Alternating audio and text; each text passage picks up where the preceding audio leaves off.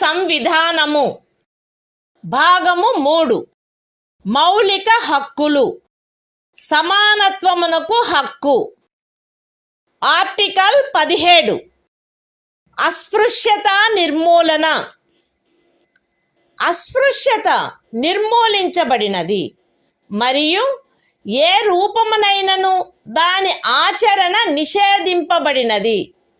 అస్పృశ్యత నుండి ఉత్పన్నమగు ఏ అశక్తత అమలు జరుపుట శాసనరీత్యా శిక్షింపదగు అపరాధమగును. Constitution of India, Part 3, Fundamental Rights, Right to Equality, Article 17, Abolition of Untouchability. Untouchability is abolished and its practice in any form is forbidden. The enforcement of any disability arising out of untouchability shall be an offence punishable in accordance with law.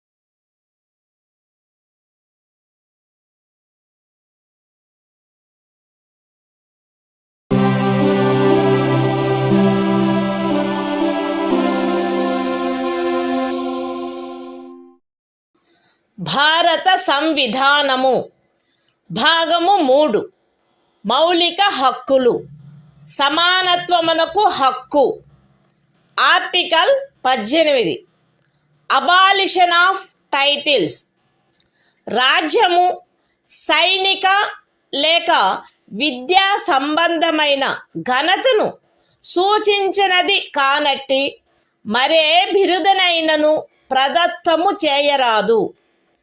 భారతదేశ పౌరుడెవరును ఏ విదేశీ రాజ్యము నుండి ఎట్టి బిరుదును స్వీకరించరాదు. భారతదేశ పౌరుడు కాని ఏ వ్యక్తియు తాను రాజ్యము ఖదీనమైన ఏదేని లాభాయుత లేక విశ్వాసయుత పదవిలో ఉన్నంతకాలము రాష్ట్రపతి సమ్మతి లేకుండా ఏ విదేశీ రాజ్యము నుండి ఎట్టి బిరుదును స్వీకరించరాదు. రాజ్యముకు అధీనమైన ఏదేని లాభాయుత లేక విశ్వాసయుత పదవిలోనున్న వ్యక్తి రాష్ట్రపతి సమ్మతి లేకుండా ఏ విదేశీ రాజ్యము నుండి కానీ ఏ విదేశీ రాజ్యము క్రింద కానీ ఎట్టి బహుమతిని లేక ఉపలబ్ధిని లేక ఏ విధమగు పదవిని స్వీకరించరాదు. Constitution of India, Part 3, Fundamental Rights, Right to Equality, Article 18, Abolition of Titles. 1. No title, not being a military or academic distinction, shall be conferred by the state. 2. No citizen of India shall accept any title from any foreign state. 3. No person who is not a citizen of India shall, while he holds any office of profit or trust under the state, accept without the consent of the President, any title from any foreign state. 4. No person holding any office of profit or trust under the state shall, without the consent of the President, accept any present, emolument, or office of any kind from or under any foreign state. హక్కులు స్వాతంత్ర్యమునకు హక్కు article 19 walk స్వాతంత్ర్యము మొదలైన వాటి విషయమున రక్షణ పౌరులందరూ ఈ క్రింది భారతదేశ రాజ్య క్షేత్రమునందు ఏ భాగములోనైనను నివసించుటకు మరియు స్థిర నివాసము ఏర్పరచుకొనుటకు మరియు జి ఏదేని వృత్తిని అవలంబించుటకు రాజ్య భద్రత,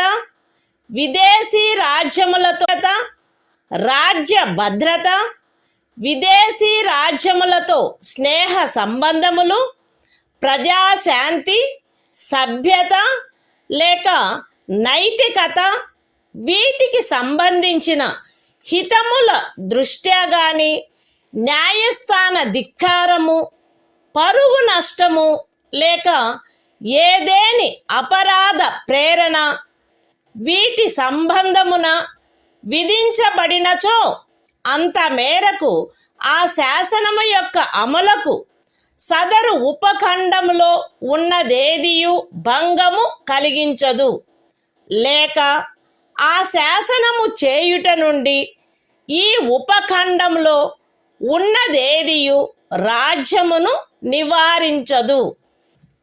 అస్తిత్వములో ఉన్నదైనను చేయబడునదైనను ఏదేని శాసనము సదరు ఖండము యొక్క ఉపఖండము బి ద్వారా ప్రదత్తమైన హక్కును వినియోగించుటపై యుక్తమైన నిర్బంధనలను విధించునదైన ఎడల అట్టి నిర్బంధనలు భారతదేశము యొక్క సార్వభౌమత మరియు అఖండత లేక ప్రజాశాంతి వీటికి సంబంధించిన హితముల దృష్ట్యా విధించబడినచో అంత మేరకు ఆ శాసనము యొక్క అమలుకు సదరు ఉపఖండంలో ఉన్నదేదియు భంగము కలిగించదు, లేక ఆ శాసనమును చేయుట నుండి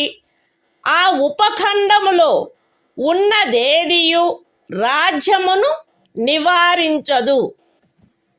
అస్తిత్వములో ఉన్నదైనను చేయబడినదైనను ఏదేని శాసనము సదరు ఖండము యొక్క ఉపఖండము సి ద్వారా ప్రదత్తమైన హక్కును వినియోగించుటపై యుక్తమైన నిర్బంధనలను విధించునదైన ఎడల అట్టి నిర్బంధనలు భారతదేశము యొక్క సార్వభౌమత మరియు అఖండత లేక ప్రజాశాంతి లేక నైతికత వీటికి సంబంధించిన హితముల దృష్ట్యా విధించబడినచో అంత మేరకు ఆ శాసనము యొక్క అమలుకు సదరు ఉపఖండములో ఉన్నదేదియు భంగము కలిగించదు, లేక ఆ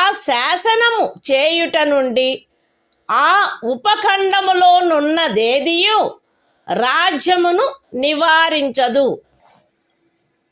అస్తిత్వములో ఉన్నదైనను చేయబడినదైనను ఏదేని శాసనము సదరు ఖండము యొక్క ఉపఖండములు డి మరియు ఈ ద్వారా ప్రదత్తమైన ఏదేని హక్కును వినియోగించుటపై యుక్తమైన నిర్బంధనలను విధించునదైన ఎడల అట్టి నిర్బంధనలు జనసామాన్యము యొక్క హితము కొరకు గాని ఏదేని అనుసూచిత జనజాతి యొక్క హితముల రక్షణ కొరకు గాని విధించబడినచో అంత మేరకు ఆ శాసనము యొక్క అమలుకు సదరు ఉపఖండములలో ఉన్నదేదియు భంగము కలిగించదు, లేక ఆ శాసనమును చేయుట నుండి ఆ ఉపఖండములలో ఉన్నదేదియు రాజ్యమును నివారించదు. అస్తిత్వములో ఉన్నదైనను చేయబడునదైనను ఏదేని శాసనము సదరు ఖండము యొక్క ఉపఖండము జి ద్వారా ప్రదత్తమైన ఏదేని హక్కును వినియోగించుటపై యుక్తమైన నిర్బంధనలను విధించునదైన ఎడల అట్టి నిర్బంధనలు జన సామాన్యము యొక్క హితము కొరకు విధించబడినచో అంత మేరకు ఆ శాసనము యొక్క అమలుకు సదరు ఉపఖండములో ఉన్నదేదియు భంగము కలిగించదు, లేక ఆ శాసనమును చేయుట నుండి ఆ ఉపఖండములో ఉన్నదేదియు రాజ్యమును నివారించదు. మరియు ప్రత్యేకించి అస్తిత్వములో ఉన్నదైనను చేయబడునదైనను ఏదేని శాసనము ఈ క్రింద తెలిపిన వాటికి సంబంధించినదైన ఎడల అంత మేరకు ఆ శాసనము యొక్క అమలుకు సదరు ఉపఖండములో ఉన్నదేదియు భంగము కలిగించదు, లేక ఆ శాసనమును చేయుట నుండి ఆ ఉపఖండములో ఉన్నదేదియు రాజ్యమును నివారించదు. అవేవనగా ఏదేని వృత్తిని అవలంబించుటకు, లేక ఏదేని ఉపజీవికను, వ్యాపారమును, లేక వర్తకమును సాగించుటకు ఆవశ్యకమగు వృత్తి సంబంధమైన లేక సాంకేతిక అర్హతలు, లేక పూర్ణత, లేక భాగత పౌరులను అపవర్జించైనను అన్యథా అయినను రాజ్యముచే లేక రాజ్యమునకు చెందిన లేక రాజ్యము యొక్క నియంత్రణలోనున్న ఏదేని కార్పొరేషన్చే ఏదేని వ్యాపారము, వర్తకము, పరిశ్రమ లేక సేవ సాగించబడుట. Constitution of India, Part 3. Fundamental Rights. Right to Freedom. Article 19. Protection of certain rights regarding freedom of speech, etc. All citizens shall have the right a. to freedom of speech and expression, b. to assemble peaceably and without arms, c. to form associations or unions or cooperative societies, d. to move freely throughout the territory of India, a. to reside and settle in any part of the territory of India, and g. to practice any profession, or to carry on any occupation, trade or business.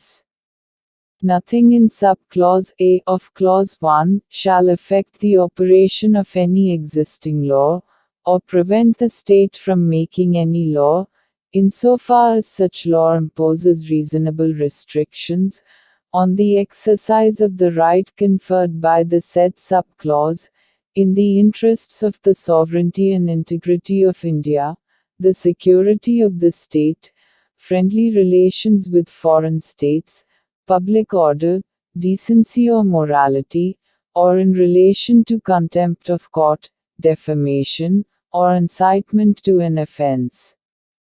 Nothing in sub-clause B of the said clause shall affect the operation of any existing law insofar as it imposes, or prevent the state from making any law imposing, in the interests of the sovereignty and integrity of India or public order, reasonable restrictions on the exercise of the right conferred by the said sub-clause.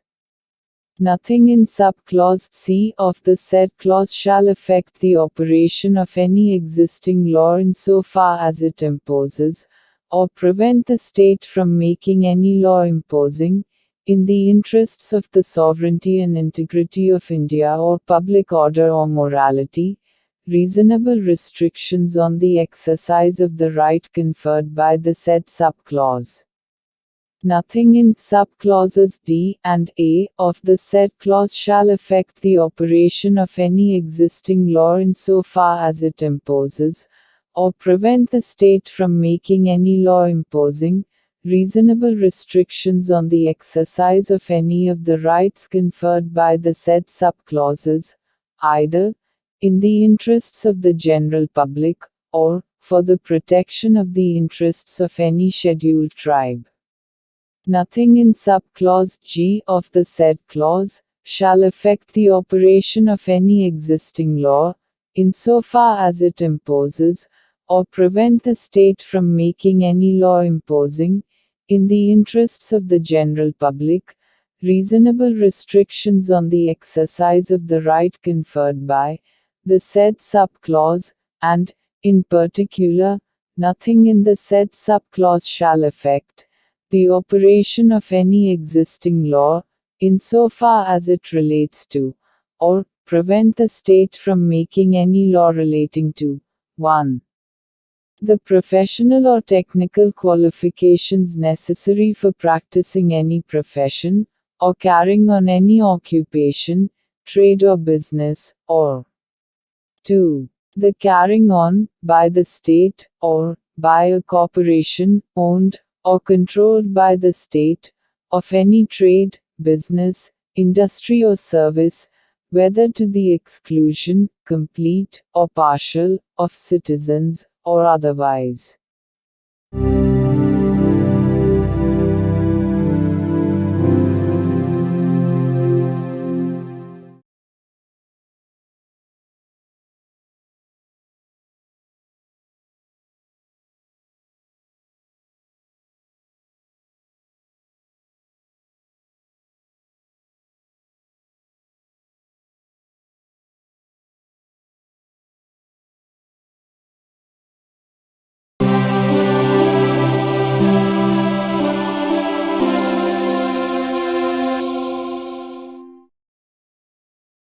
భారత సంవిధానము భాగము 3 మౌలిక హక్కులు స్వాతంత్ర్యమునకు హక్కు article 20 అపరాధములకై నేరస్థాపన విషయమున రక్షణ ఏ వ్యక్తియు అపరాధమని ఆరోపించబడిన కార్యమును చేసిన సమయమున అమలులో ఉన్న శాసనము యొక్క అతిక్రమణకు తప్ప ఏ అపరాధమునకును నేరస్థాపితుడు కారాదు మరియు అపరాధము చేసిన సమయమున అమలులోనున్న శాసనము క్రింద విధింపబడియుండడి దానికంటే మించిన శాస్తికి లోను చేయబడరాదు.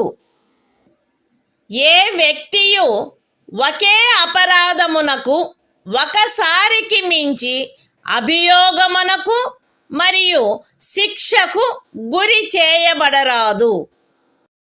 ఏదైనా అపరాధము చేసినట్లు అభియుక్తుడైన ఏ వ్యక్తియు తనకు వ్యతిరేకముగా సాక్ష్యము నొసగుటకు బలవంతము చేయబడరాదు.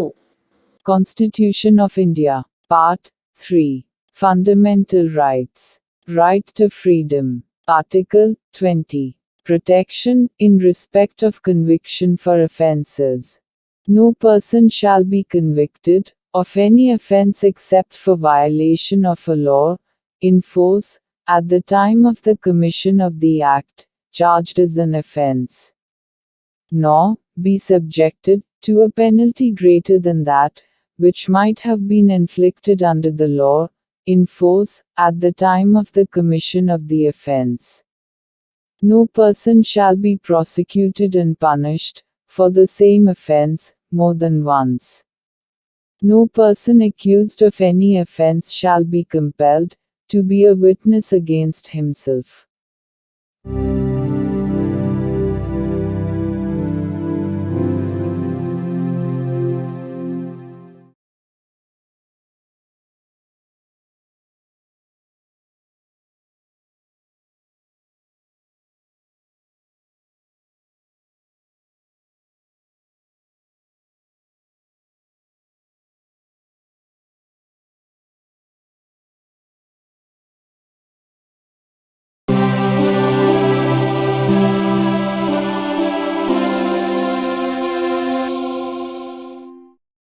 భారత సంవిధానము భాగము 3 మౌలిక హక్కులు స్వాతంత్ర్యమునకు హక్కు ఆర్టికల్ 21 ప్రాణ మరియు వ్యక్తిగత స్వాతంత్ర రక్షణ.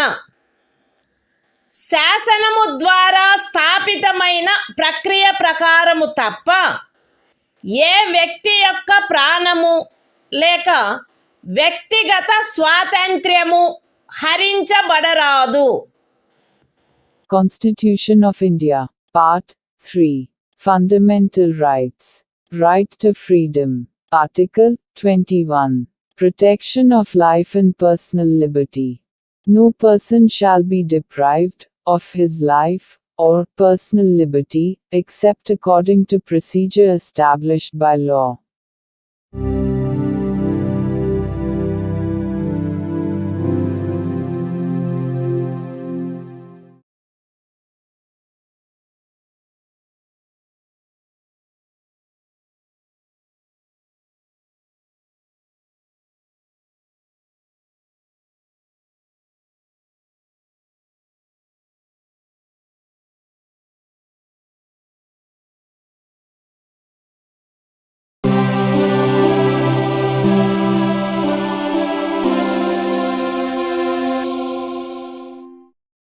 భారత సంవిధానము భాగము 3. మౌలిక హక్కులు. స్వాతంత్ర్యమునకు హక్కు. Article 21A. విద్యా హక్కు. రాజ్యము శాసనము ద్వారా నిర్ధారించినట్టి రీతిలో 6 నుండి 14 సంవత్సరముల వయసులోని పిల్లలందరికీ నిశుల్క మరియు నిర్బంధ విద్యను కల్పించవలెను. Constitution of India, Part 3. Fundamental Rights. Right to Freedom. Article 21A. Right to Education. The state shall provide free and compulsory education to all children of the age of 6 to 14 years, in such manner as the state may, by law, determine.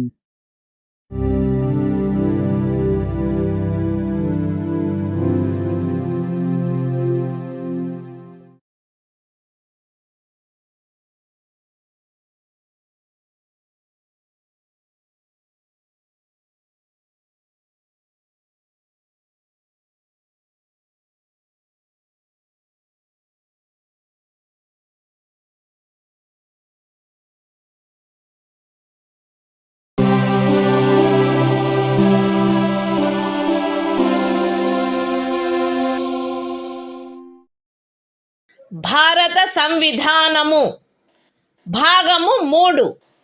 మౌలిక హక్కులు. స్వాతంత్ర్యమునకు హక్కు. Article 22. కొన్ని సందర్భములలో arrest మరియు నిరోధము నుండి రక్షణ. Arrest చేయబడిన ఏ వ్యక్తియు అట్టి అరెస్టుకు గల కారణములను గూర్చి వీలైనంత త్వరితముగా తెలియజేయబడకుండా అభిరక్షణలో నిరోధించబడరాదు మరియు తాను కోరిన న్యాయవాది సలహా పొందుటకు అట్టి న్యాయవాదిచే ప్రతివాదన చేయించుకొనుటకు గల హక్కు అతనికి నిరాకరించబడరాదు.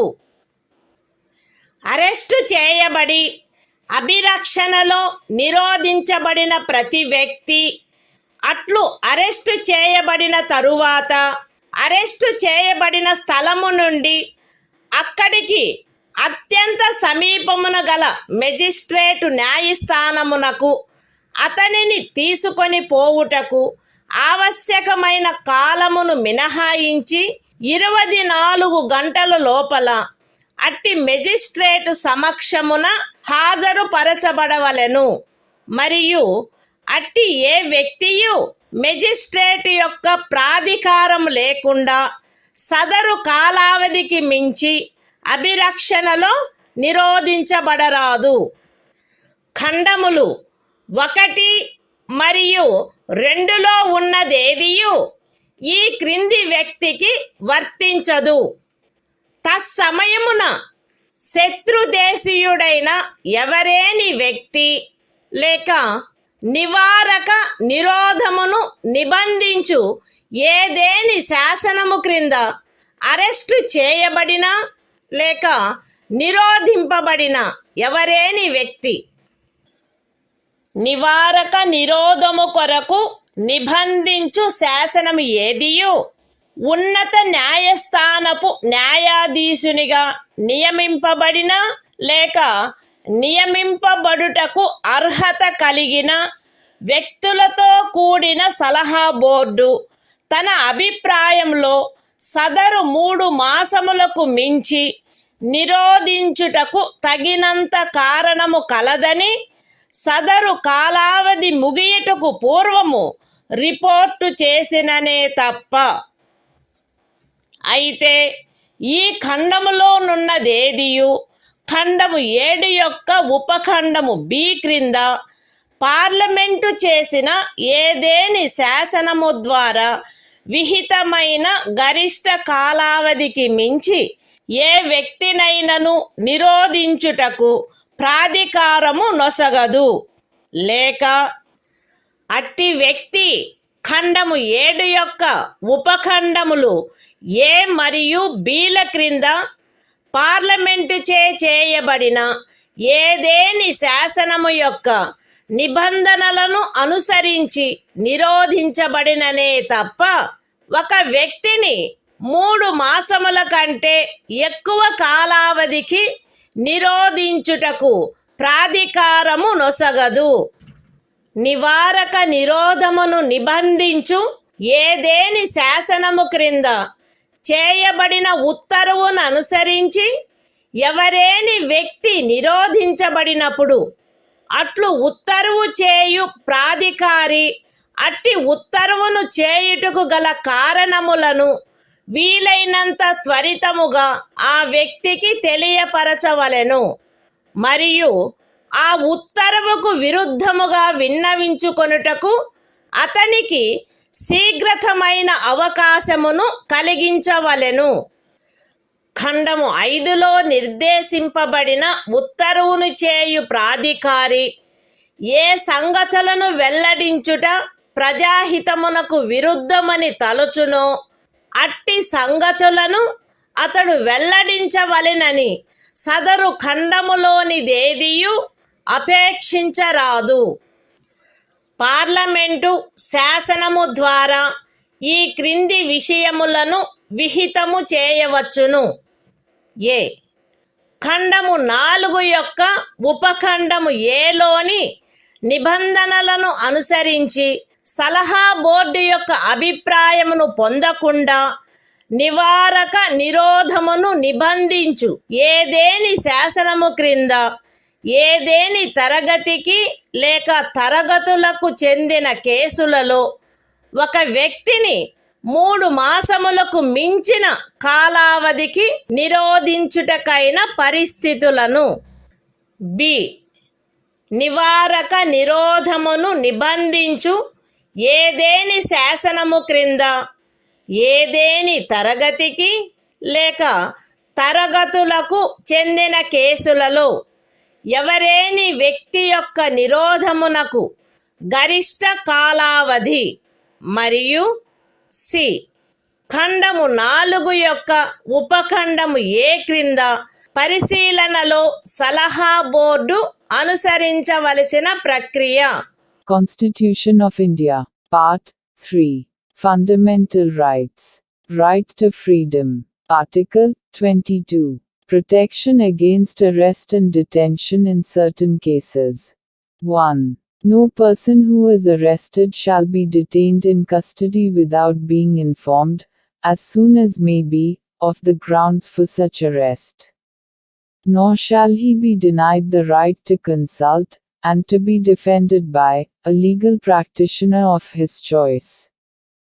2. Every person who is arrested and detained in custody shall be produced before the nearest magistrate, within a period of 24 hours, of such arrest excluding the time necessary for the journey from the place of arrest, to the court of the magistrate, and no such person shall be detained in custody beyond the set period, without the authority of a magistrate.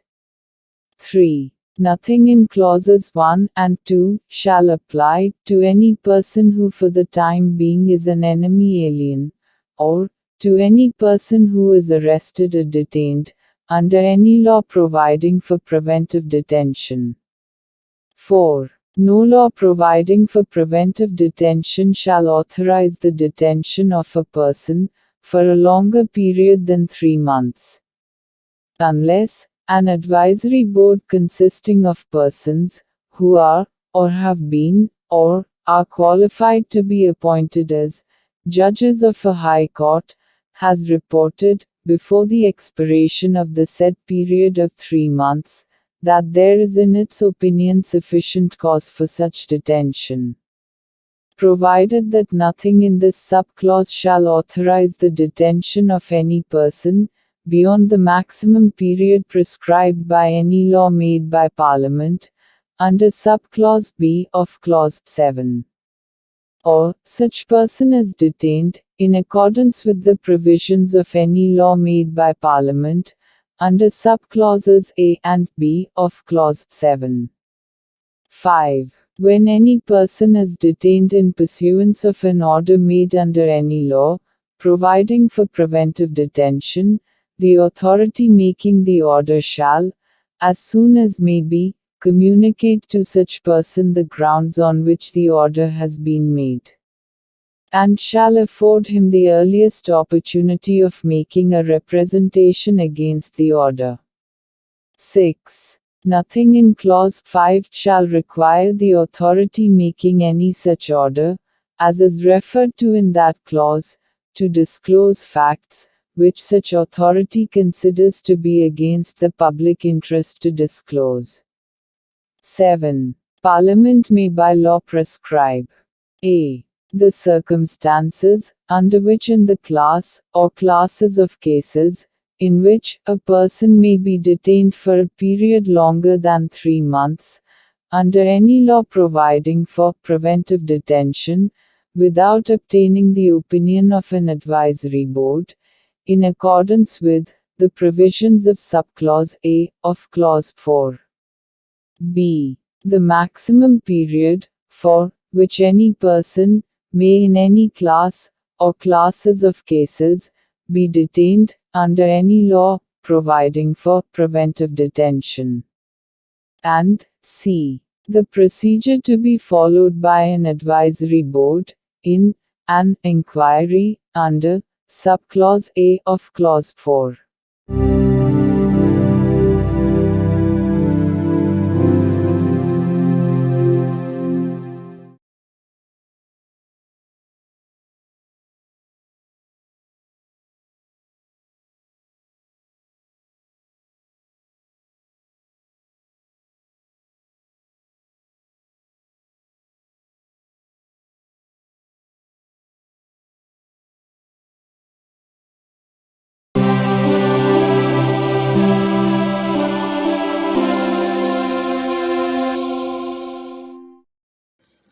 భారత సంవిధానము భాగము 3 మౌలిక హక్కులు శోషణ నుండి రక్షణకు హక్కు article 23 మనుష్యుల క్రయ విక్రయములపై మరియు బలవంతపు చాకిరీలపై నిషేధము మనుష్యుల క్రయ విక్రయము వెట్టి మరియు తాదృశ్యమైన బలవంతపు చాకిరీలు నిషేధింపబడినవి ఈ నిబంధన యొక్క ఉల్లంఘన శాసనరీత్యా శిక్షింపదగు అపరాధమగును అయితే ఈ అనుచ్ఛేదములో ఉన్నదేదియు సార్వజనిక ప్రయోజనముల కొరకు నిర్బంధ సేవను విధించుట నుండి రాజ్యమును నివారించదు మరియు అట్టి సేవను విధించుటలో రాజ్యము కేవలము మతము జాతి కులము లేక వర్గ కారణములను బట్టి కానీ వాటిలో వేనిని బట్టి కానీ విచక్షణ చేయరాదు The Constitution of India, Part 3. Fundamental Rights. Right against exploitation. Article 23. Prohibition of traffic in human beings and forced labor. 1. Traffic in human beings, and beggar, and other similar forms of forced labor, are prohibited. And any contravention of this provision shall be an offense, punishable, in accordance with law. 2. Nothing in this article shall prevent the state from imposing compulsory service for public purposes. And in imposing such service, the state shall not make any discrimination on grounds only of religion, race, caste or class or any of them.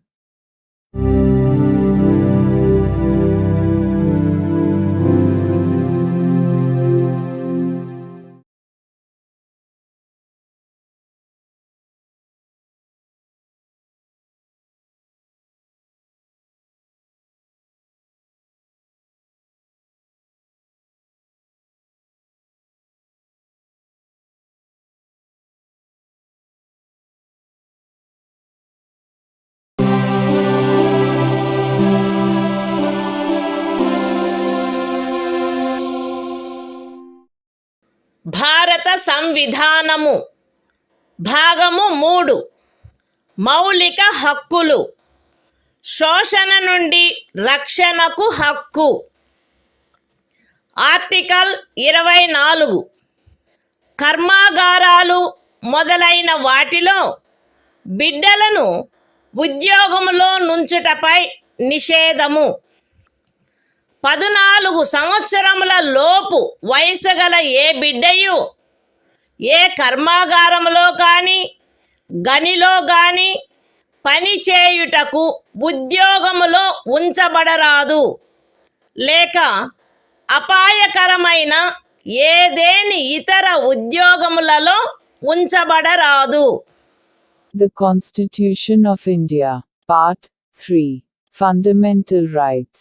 Right against exploitation. Article 24. Prohibition of employment of children in factories, etc. No child below the age of 14 years shall be employed to work in any factory or mine, or engaged in any other hazardous employment.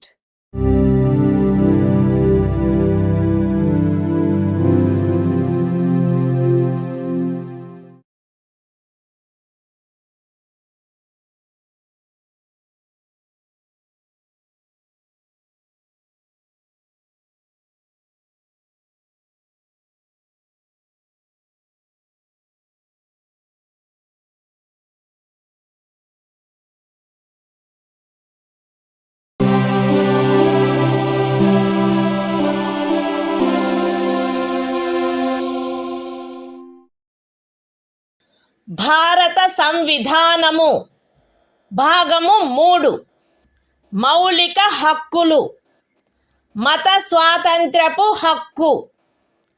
Article 25 అంతరాత్మను అనుసరించి స్వాతంత్ర్యము, స్వేచ్ఛాయుత మతావలంబన, ఆచరణ, ప్రచారములు.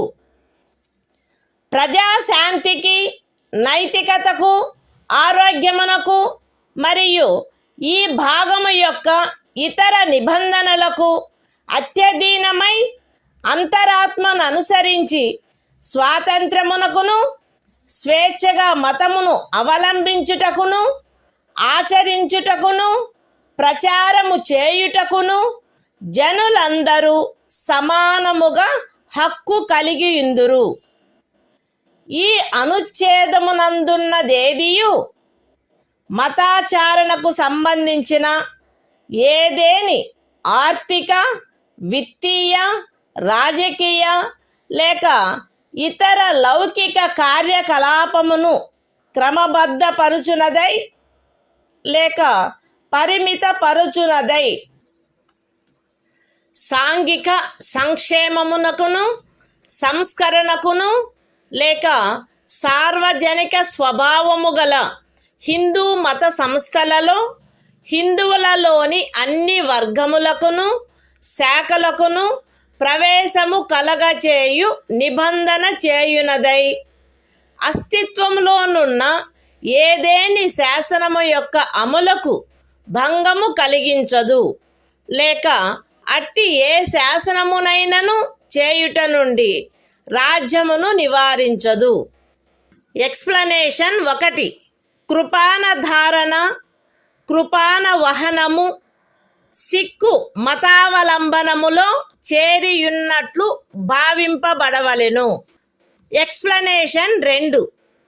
ఖండము 2 యొక్క ఉపఖండము below హిందువులను గూర్చిన నిర్దేశమునందు సిక్కు, జైన లేక బౌద్ధ మతావలంబ వ్యక్తులను గూర్చిన నిర్దేశము చేరియున్నట్లు అన్వయించబడవలెను, మరియు హిందూ మత సంస్థలను గూర్చిన నిర్దేశము తదనుసారముగా అన్వయించబడవలెను. The Constitution of India, Part 3. Fundamental Rights. Right to freedom of religion. Article 25. Freedom of conscience and free profession, practice and propagation of religion. 1.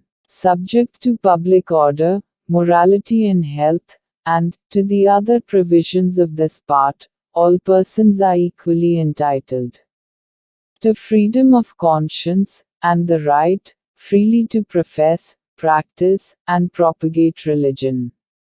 2. Nothing in this article shall affect the operation of any existing law, or prevent the state from making any law, regulating or restricting any economic, financial, political or other secular activity which may be associated with religious practice. B. Providing for social welfare and reform, or the throwing open of Hindu religious institutions of a public character to all classes and sections of Hindus. Explanation 1. The wearing and carrying of kirpans shall be deemed to be included in the profession of the Sikh religion. Explanation 2. In subclause B of clause 2, the reference to Hindus shall be construed as including a reference to persons professing the Sikh, Jaina, or Buddhist religion, and the reference to Hindu religious institutions shall be construed accordingly.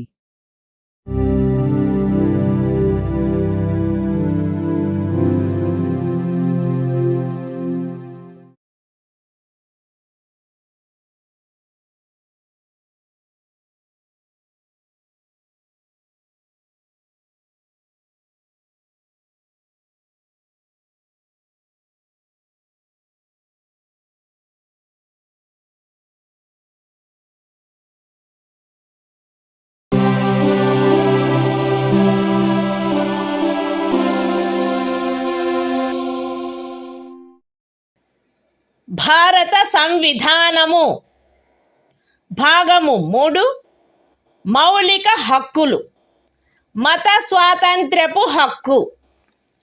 Article 26 మత వ్యవహార నిర్వహణ స్వాతంత్ర్యము. ప్రజాశాంతికి, నైతికతకు మరియు ఆరోగ్యమునకు అత్యధీనమై ప్రతి మత శాఖ లేక అందలి ఏ ఉపశాఖైనను ఈ క్రింది హక్కును కలిగియుండును: మత మరియు ధార్మిక ప్రయోజనముల కొరకు సంస్థలను స్థాపించుట మరియు పోషించుట, మత విషయములలో స్వీయ వ్యవహారములను నిర్వహించుకొనుట, స్థిరాస్తిని మరియు చరాస్తిని కలిగియుండుట మరియు ఆర్జించుట, మరియు అట్టి ఆస్తిని శాసనమును అనుసరించి నిర్వహించుట. The Constitution of India, Part 3. Fundamental Rights. Right to freedom of religion. Article 26. freedom to manage religious affairs. Subject to public order, morality and health, every religious denomination, or any section thereof, shall have the right a. to establish and maintain institutions for religious and charitable purposes. b. to manage its own affairs, in matters of religion. c. to own, and acquire, movable and immovable property, and d. to administer such property in accordance with law.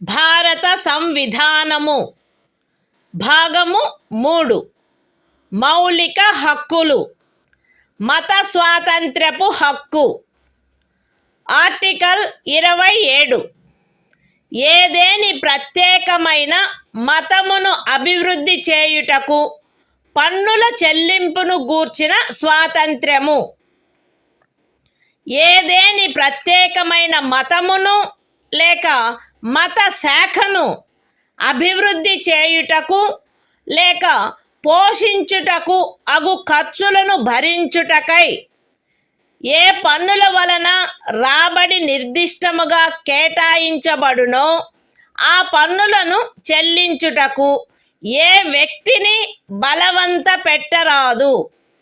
The Constitution of India, Part 3, Fundamental Rights. Right to freedom of religion.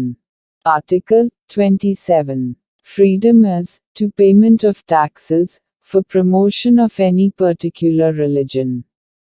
No person shall be compelled to pay any taxes, the proceeds of which are specifically appropriated in payment of expenses for the promotion or maintenance of any particular religion or religious denomination.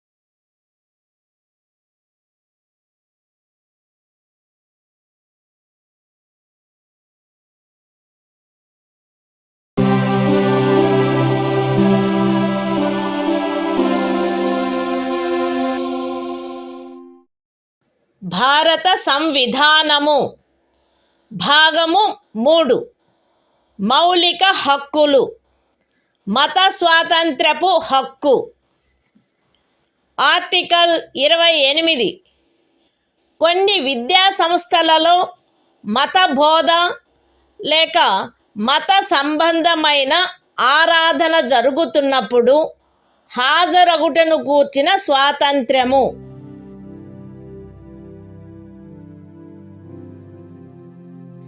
రాజ్య నిధుల నుండి సంపూర్ణముగా పోషింపబడుచున్న ఏ విద్యా సంస్థలోనూ ఎట్టి మత బోధనకైనను ఏర్పాటు చేయరాదు.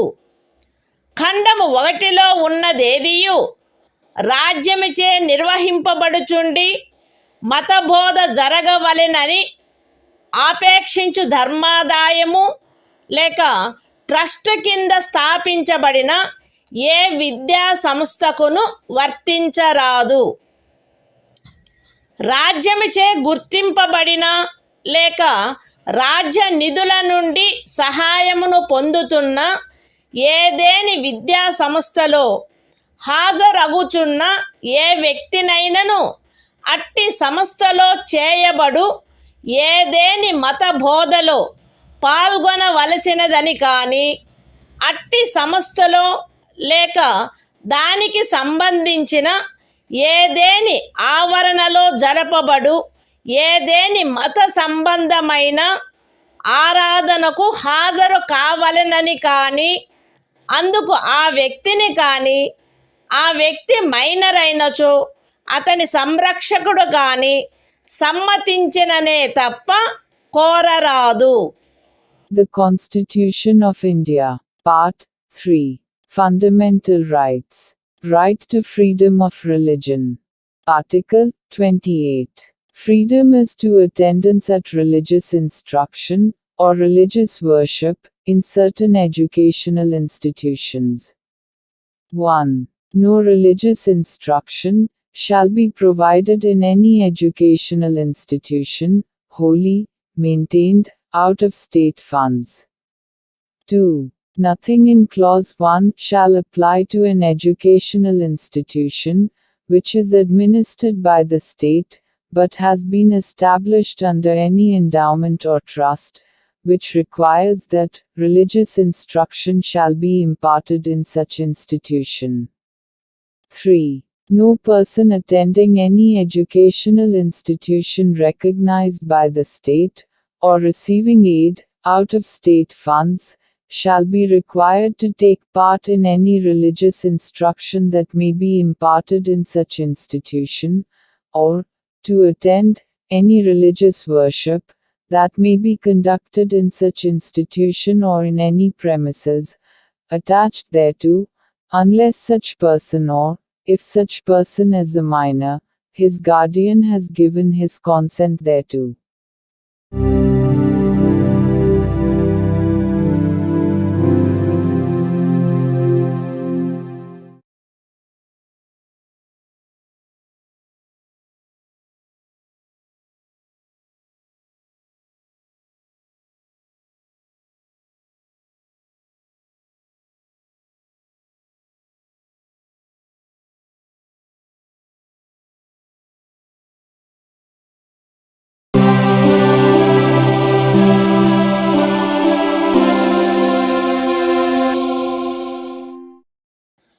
భారత సంవిధానము భాగము 3 మౌలిక హక్కులు సాంస్కృతిక మరియు విద్యా విషయక హక్కులు.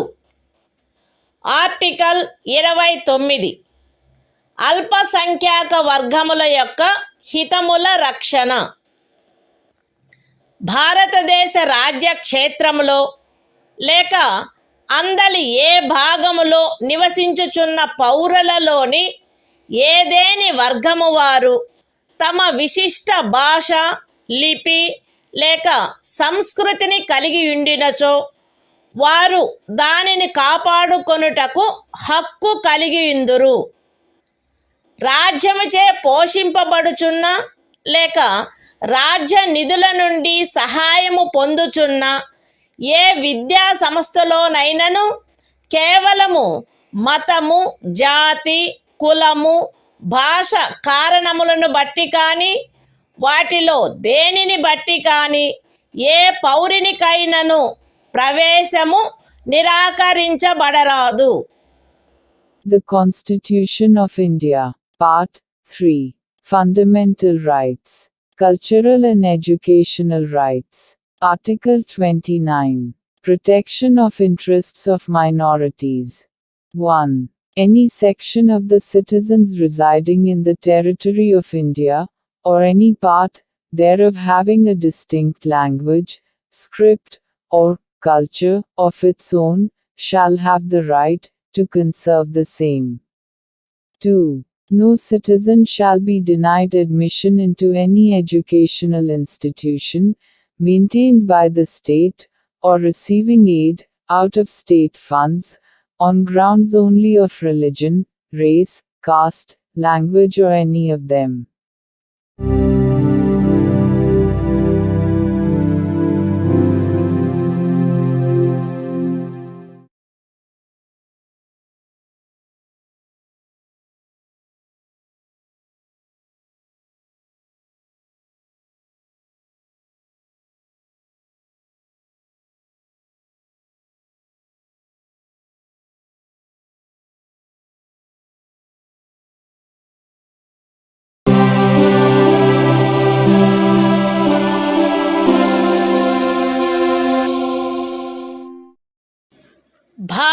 సంవిధానము భాగము 3 మౌలిక హక్కులు సాంస్కృతిక మరియు విద్యా విషయక హక్కులు.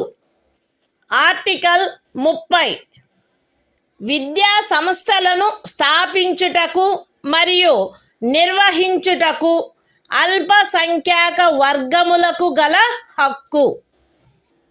మత ప్రాతిపదికపై కానీ భాషా ప్రాతిపదికపై కానీ ఏర్పడిన అల్పసంఖ్యాక వర్గముల వారందరూ తమకు అభీష్టమైన విద్యా సంస్థలను స్థాపించుకొనుటకును నిర్వహించుకొనుటకును హక్కు కలిగియుందురు.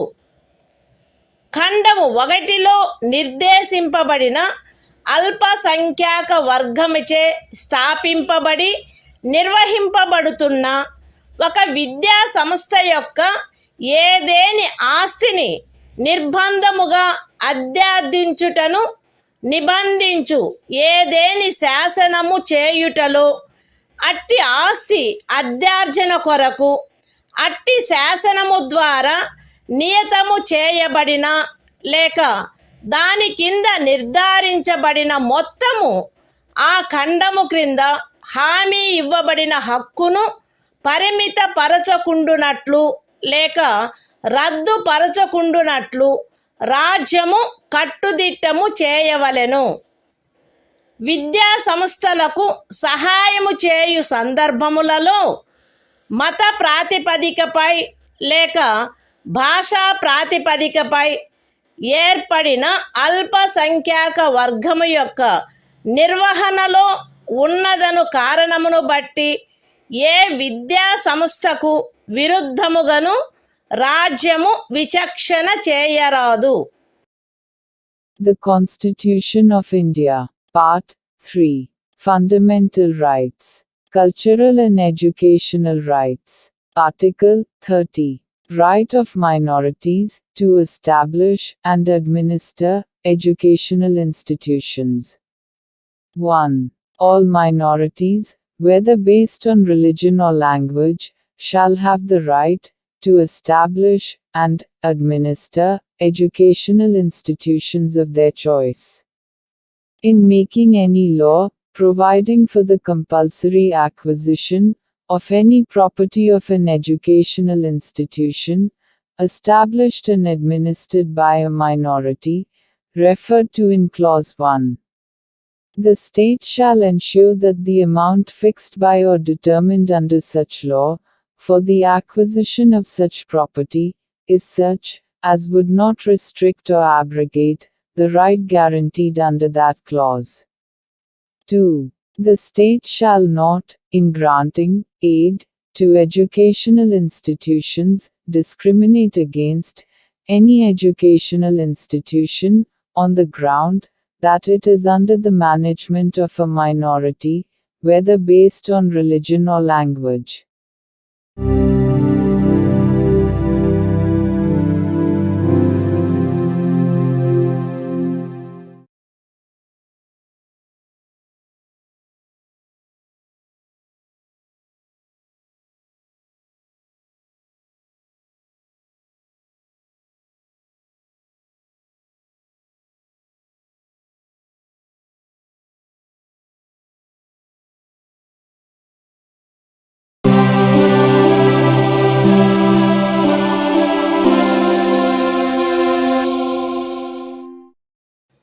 భారత సంవిధానము భాగము 3 మౌలిక హక్కులు. కొన్ని శాసనముల వ్యావృత్తి. ఆర్టికల్ 31A ఎస్టేటు మొదలగు వాటి అధ్యార్జన కొరకు నిబంధించు శాసనము వ్యావృత్తి. 13వ అనుచ్ఛేదంలో ఏమి ఉన్నప్పటికీ రాజ్యమిచే ఏదేని ఎస్టేటు యొక్క లేక అందలి ఏవేని హక్కుల యొక్క గాని అధ్యార్జన కొరకు లేక అట్టి హక్కుల నిర్వాపన లేక మార్పు కొరకు లేక ప్రజాహితమునకు లేక ఆస్తి యొక్క సముచిత నిర్వహణను చేకూర్చుటకు గాని రాజ్యము ఏదేని ఆస్తి యొక్క నిర్వహణను పరిమిత కాలము వరకు చేపట్టుట కొరకు లేక ప్రజాహితమునకు లేక ఏదేని కార్పొరేషనుల సముచిత నిర్వహణను చేకూర్చుటకు లేక అంతకు మించిన కార్పొరేషనుల యొక్క విలీనీకరణ కొరకు లేక కార్పొరేషన్ల యొక్క నిర్వాహక ఏజెంట్ల, కార్యదర్శుల మరియు కోశాధికారుల, మేనేజింగ్ డైరెక్టర్ల, ఆదేశకుల లేక నిర్వాహకుల హక్కులను లేక కార్పొరేషన్ల యొక్క వాటాదారుల ఓటింగు హక్కులను నిర్వాపన చేయుట కొరకు లేక మార్పు చేయుట కొరకు లేక ఏదేని ఖనిజముకైన కౌలు లేక ఖనిజ తైలమును వెతుకుటకైనా లేక వెలికి తీయుటకైనా ఖరారు, కౌలు లేక లైసెన్సును బట్టి ప్రాప్తించు ఏవేని హక్కులను నిర్వాపన చేయుట కొరకు లేక మార్పు చేయుట కొరకు లేక అట్టి ఖరారు, కౌలు లేక లైసెన్సును సమయాత్పూర్వమే సమాప్తము చేయుట కొరకు లేక రద్దు చేయుట కొరకు నిబంధించునట్టి శాసనము దేనిని గాని 14వ అనుచ్ఛేదము లేక 19వ అనుచ్ఛేదము ద్వారా ప్రదత్తమైన హక్కులలో దేనికైనను అసంగతముగునున్నదను లేక అట్టి హక్కులలో దేనినైనను తీసివేయునను లేక కుంచించునను కారణమును బట్టి ప్రభావ శూన్యమగునవి భావించరాదు. అయితే అట్టి శాసనము ఒక రాజ్య శాసన మండలిచే చేయబడినదైన ఎడల రాష్ట్రపతి పర్యాలోచన కొరకై ప్రత్యేకింపబడి ఆయన అనుమతిని పొందిననే తప్ప ఈ అనుచ్ఛేదము యొక్క నిబంధనలు దానికి వర్తించవు. అంతేకాక రాజ్యముచే ఏదేని ఎస్టేటు అధ్యార్జింపబడుటకు ఏదేని శాసనము నిబంధన చేయునెడల మరియు ఆ ఎస్టేటులో చేరిన ఏదేని భూమి ఒక వ్యక్తి యొక్క స్వంత సేద్యము క్రిందయున్న ఎడల అట్టి అధ్యార్జనకు సంబంధించిన శాసనములో మార్కెట్ విలువకు తగ్గని రేటు చొప్పున నష్టపరిహారము చెల్లించుటకు నిబంధనలున్ననే తప్ప తత్సమయమున అమలులోనున్న ఏదేని శాసనము క్రింద అతడికి వర్తించడి గరిష్ట పరిమితి లోపు ఉన్న భూమిలోని ఏదేని భూభాగము కానీ దానిపై గల లేక దానికి చెంది ఉన్న ఏదేని భవనము కానీ కట్టడము కానీ రాజ్యముచే అధ్యార్జింపబడుట శాసన సమ్మతము కాదు. ఈ అనుచ్ఛేదములో ఏదేని స్థానిక ప్రాంతము విషయమున ఎస్టేటు అను పదము ఆ ప్రాంతమునందు అమలులోనున్న భూమి కౌళ్లకు సంబంధించి అస్తిత్వంలోనున్న శాసనములో ఆ పదమునకు గాని స్థానీయ తుల్య పదమునకు గాని ఏ అర్థము కలదో ఆ అర్థమునే కలిగియుండును మరియు అందు ఈ క్రిందివి కూడా చేరియుండును. ఏదేని జాగీరు, ఇనాం లేక మౌఫీ లేక ఇతరమైన తాదృశ అనుదానము మరియు తమిళనాడు, కేరళ రాజ్యములలో ఏదేని జన్మం హక్కు రైతువారీ సెటిల్మెంట్ కింద కలిగి ఉన్న ఏదేని భూమి, బంజరు భూమి, అటవీ భూమి, పచ్చిక బయళ్ళ భూమి లేక కర్షకులు లేక వ్యవసాయ కూలీలు మరియు చేతి వృత్తుల వారు ఆక్రమించుకొనిన భవనములు మరియు ఇతర కట్టడములు ఉన్న స్థలములతో సహా వ్యవసాయ లేక తత్సహాయక ప్రయోజనముల కొరకు ఎవరేని కలిగియున్నా లేక ఎవరికేని కౌలుకు ఇవ్వబడిన ఏదేని భూమి.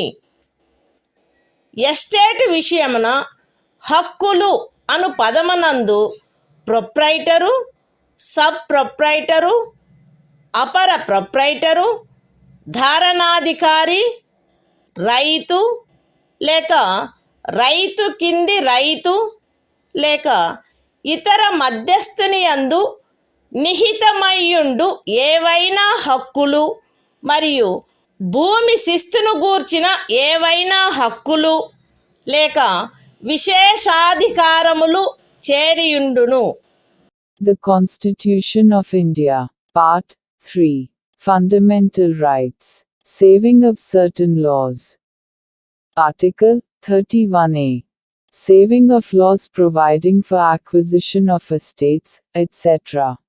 Notwithstanding anything contained in Article 13, no law providing for the acquisition by the state of any estate or of any rights therein, or the extinguishment or modification of any such rights, or the taking over of the management of any property by the state, for a limited period, either in the public interest, or in order to secure the proper management of the property, or the amalgamation of two or more corporations, either in the public interest, or in order to secure the proper management of any of the corporations, or the extinguishment or modification of any rights of managing agents, secretaries and treasurers, managing directors, or managers of corporations, or of any voting rights of shareholders thereof,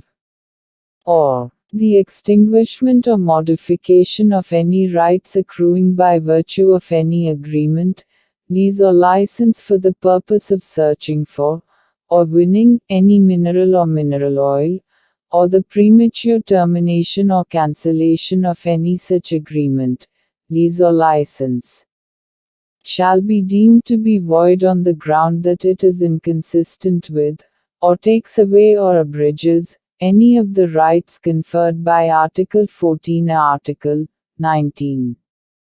Provided that, where such law is a law, made by the legislature of a state, the provisions of this article shall not apply thereto, unless such law, having been reserved for the consideration of the President, has received his assent.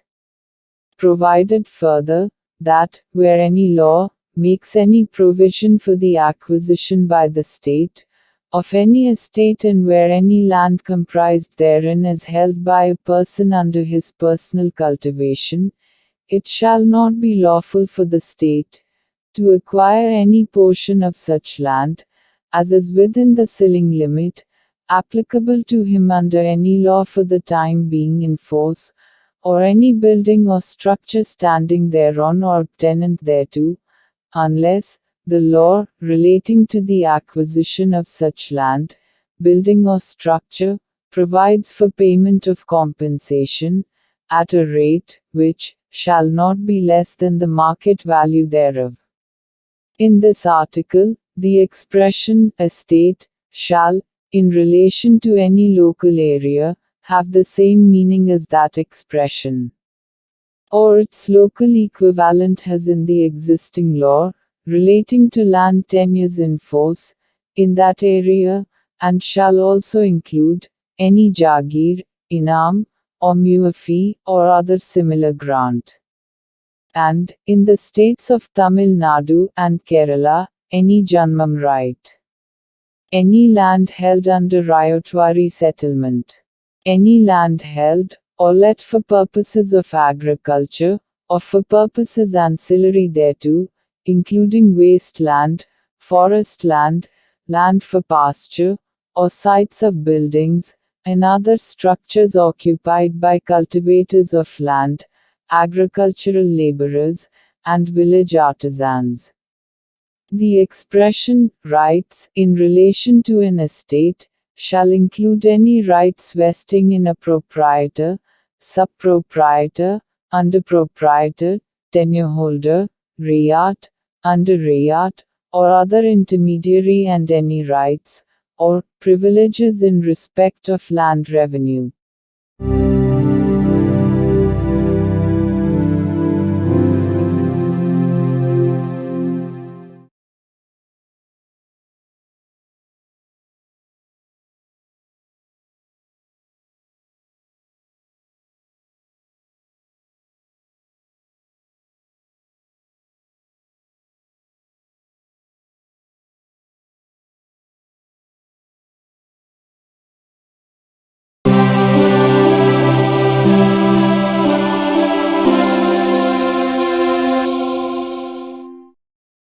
భారత సంవిధానము భాగము 3 మౌలిక హక్కులు.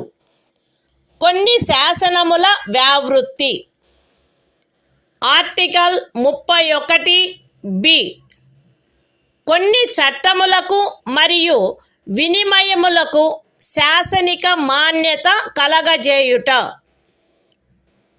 31 అనుచ్ఛేదములో గల నిబంధనల సాధారణతకు భంగము కలగకుండా 9వ అనుసూచిలో నిర్దిష్టపరచబడిన ఏవేని చట్టములు, నియమములు, వాటి యొక్క ఏవేని నిబంధనలు, అట్టి చట్టము, నియమము లేక నిబంధనను ఈ భాగంలోని ఏవేని నిబంధనల ద్వారా ప్రదత్తమైన ఏవేని హక్కులకు అసంగతముగా నున్నదను లేక ఆ హక్కులలో దేనినైనను తీసివేయుచున్నదను లేక కుంచుచున్నదను ఆధారముపై ప్రభావశూన్యమైనదని గాని ఎప్పుడైనను ప్రభావశూన్యమై యుండినదని గాని భావించరాదు. మరియు ఏదేని న్యాయస్థానము లేక ట్రిబ్యునల్ యొక్క ఏదేని తీర్పు, డిక్రీ లేక ఉత్తర్వు దానికి విరుద్ధముగా నున్నప్పటికీ సదరు ప్రతి చట్టము మరియు నియమము దాని రద్దు లేక సవరణ చేయుటకు ఏదేని సమర్థ శాసన మండలికి గల అధికారమునకు అత్యధీనమై అమలునందు కొనసాగవలెను. The Constitution of India, Part 3, Fundamental Rights, Saving of Certain Laws. Article 31b, Validation of certain acts and regulations. Without prejudice to the generality of the provisions contained in Article 31a. None of the acts and regulations specified in the 9th schedule, nor any of the provisions thereof shall be deemed to be void, or ever to have become void on the ground that such act, regulation or provision is inconsistent with, or takes away or abridges any of the rights conferred by any provisions of this part.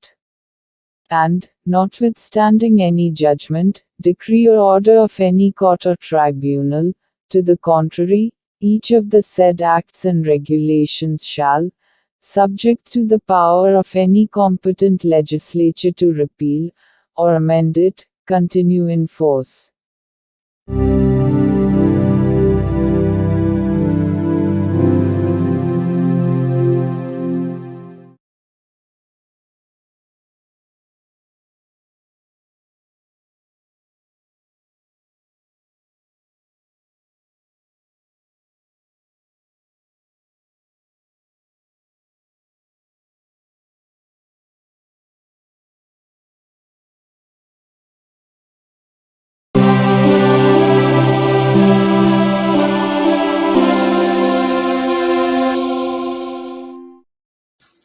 భారత సంవిధానము భాగము 3 మౌలిక హక్కులు. కొన్ని శాసనముల వ్యావృత్తి. Article 31 కొన్ని ఆదేశిక సూత్రములను అమలుపరచు శాసనముల వ్యావృత్తి. 13వ అనుచ్ఛేదములో ఏమి ఉన్నప్పటికీ భాగము 4లో పేర్కొనబడిన సూత్రములన్నింటినీ గాని వాటిలో కొన్నింటిని గాని సాధించుట కొరకై రాజ్య విధానమును అమలుపరచు ఏ శాసనమునైనను 14వ అనుచ్ఛేదము లేక 19వ అనుచ్ఛేదము ద్వారా ప్రదత్తమైన ఏవేని హక్కులకు అసంగతముగా నున్నదను లేక ఆ హక్కులలో దేనినైనను తీసివేయుచున్నదను లేక కుంచుచున్నదను కారణమును బట్టి ప్రభావశూన్యమైనదని భావించరాదు. మరియు ఆ శాసనమందు అది అట్టి విధానమును అమలుపరచుట కొరకైనదను ప్రఖ్యానమున్నచో అది అట్టి విధానమును అమలుపరచదను కారణమును బట్టి ఏ న్యాయస్థానములోనూ ప్రష్టవ్యము కారాదు. అయితే అట్టి శాసనము రాజ్య శాసన మండలిచే చేయబడిన ఎడల రాష్ట్రపతి పర్యాలోచన కొరకై ప్రత్యేకింపబడి ఆయన అనుమతిని పొందిననే తప్ప దానికి ఈ అనుచ్ఛేదము యొక్క నిబంధనలు వర్తించవు. The Constitution of India, Part 3, Fundamental Rights, Saving of Certain Laws, Article 31C, Saving of laws giving effect to certain directive principles. Notwithstanding anything contained in Article 13, no law giving effect to the policy of the state towards securing all or any of the principles laid down in Part 4 shall be deemed to be void, on the ground that it is inconsistent with, or takes away or abridges any of the rights conferred by Article 14 or Article 19. And no law containing a declaration that it is for giving effect to such policy shall be called in question in any court, on the ground that it does not give effect to such policy, provided that, where such law is made by the legislature of a state, the provisions of this article shall not apply thereto, unless such law, having been reserved for the consideration of the President, has received his assent.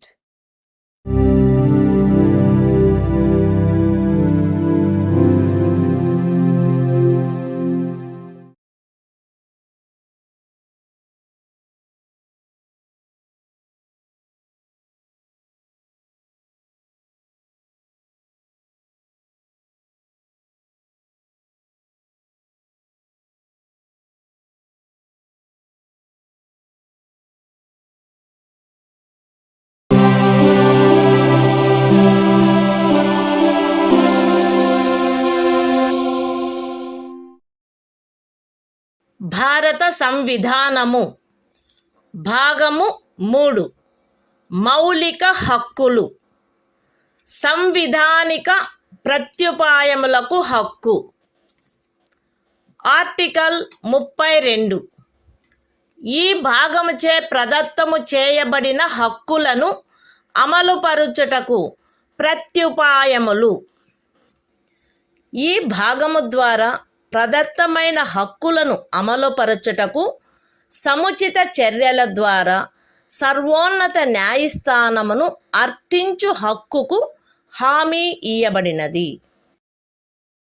ఈ భాగము ద్వారా ప్రదత్తమైన ఏవేని హక్కులను అమలుపరచుట కొరకు ఆదేశములను లేక ఉత్తర్వులను లేక బందీ ప్రత్యక్ష హెబియస్ కార్పస్, పరమాదేశ మాండమస్, ప్రతిషేధ ప్రొహిబిషన్, అధికార పృచ్ఛ కోవారెంటో మరియు ఉత్ప్రేషణ సర్ష్యోరారి స్వభావము గల రిట్లతో సహా అధిలేఖలను వీటిలో సముచితమైన దానిని జారీ చేయుటకు సర్వోన్నత న్యాయస్థానము అధికారము కలిగియుండును.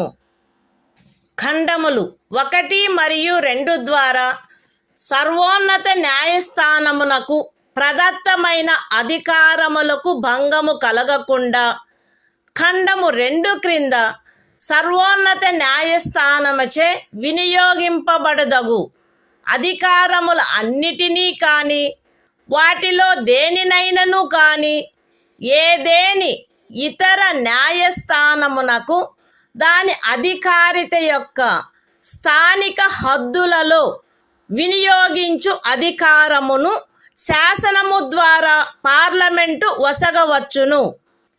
ఈ అనుచ్ఛేదముచే హామీ ఇయ్యబడిన హక్కు ఈ సంవిధానముచే అన్యదా నిబంధింపబడినట్లు తప్ప suspend చేయబడరాదు.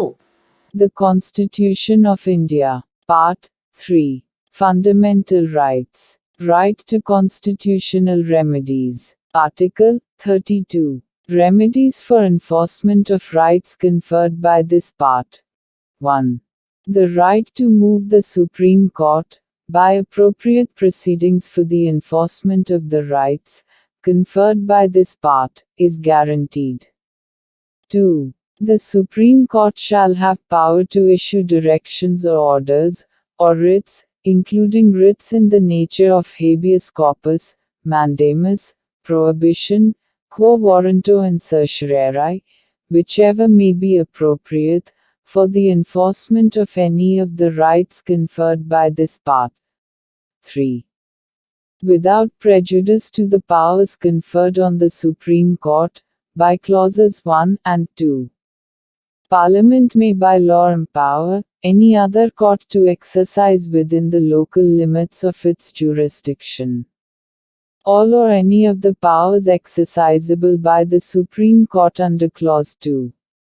4. The right guaranteed by this article shall not be suspended, except as otherwise provided for by this Constitution.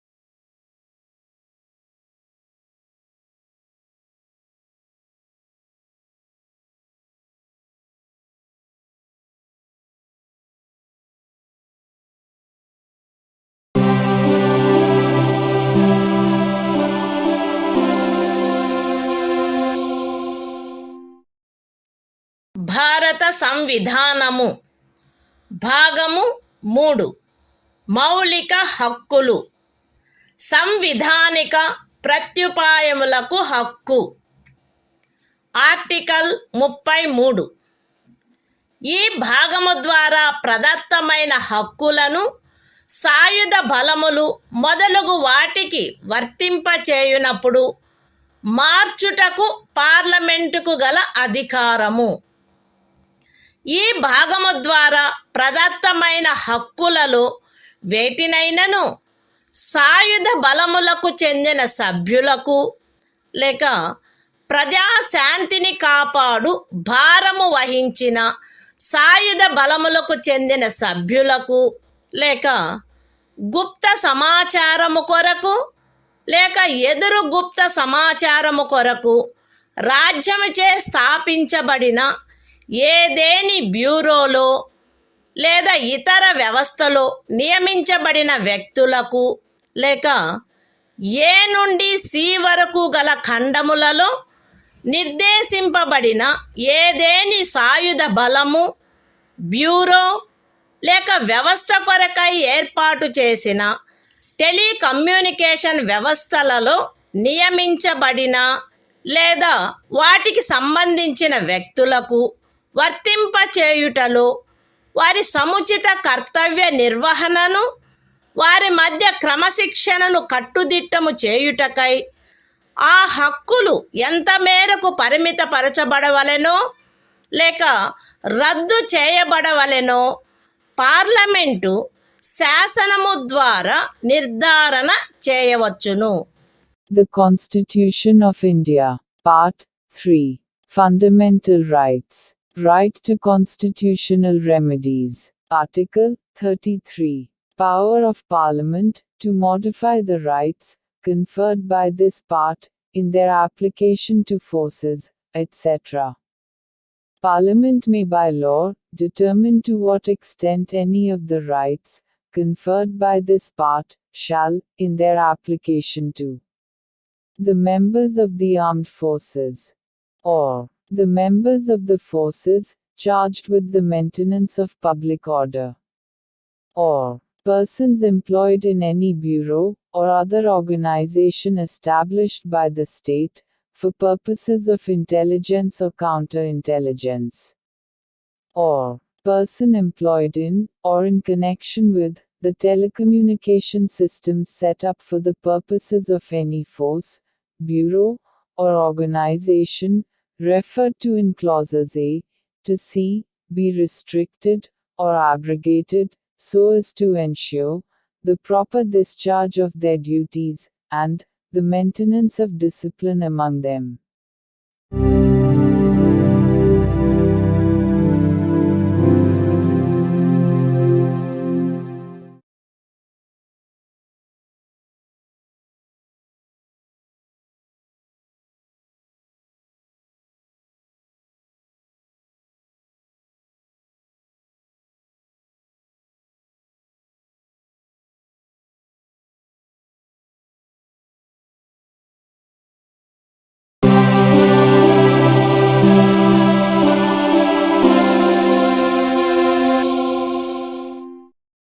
భారత సంవిధానము భాగము 3 మౌలిక హక్కులు. సంవిధానిక ప్రత్యుపాయములకు హక్కు. ఆర్టికల్ 34. ఏదేని ప్రాంతములో సైనిక శాసనము అమలులోనున్నప్పుడు ఈ భాగము ద్వారా ప్రదత్తమైన హక్కులపై నిర్బంధన. ఈ భాగమునందు పూర్వగామి నిబంధనలలో ఏమి ఉన్నప్పటికీ భారతదేశ రాజ్యక్షేత్రములోని ఏదేని ప్రాంతములో సైనిక శాసనము అమలులో ఉండి ఉన్నచో సంఘము యొక్క లేక ఒక రాజ్యము యొక్క సేవలోనున్న ఎవరేని వ్యక్తి అచట శాంతిని కాపాడుటకు లేక తిరిగి నెలకొల్పుటకు సంబంధించి చేసిన ఏదేని కార్యమును గూర్చి పార్లమెంటు శాసనము ద్వారా అతనికి క్షతిపూర్తి చేయవచ్చును, లేక అట్టి ప్రాంతంలో సైనిక శాసనము క్రింద చేయబడిన ఏదేని దండనోత్తరువును, విధించబడిన ఏదేని శిక్షను, ఉత్తర్వు చేయబడిన సమపహరణను, లేక చేసిన ఏదేని ఇతర కార్యమును మాన్యమునర్చవచ్చును. The Constitution of India, Part 3. Fundamental Rights. Right to constitutional remedies. Article 34. Restriction on rights conferred by this part while martial law is in force in any area. Notwithstanding anything in the foregoing provisions of this part, Parliament may, by law, indemnify any person, in the service of the Union, or of a state, or any other person, in respect of any act done by him, in connection with the maintenance or restoration of order, in any area within the territory of India, where martial law was in force, or validate any sentence passed, punishment inflicted, forfeiture ordered, or other act done under martial law in such area.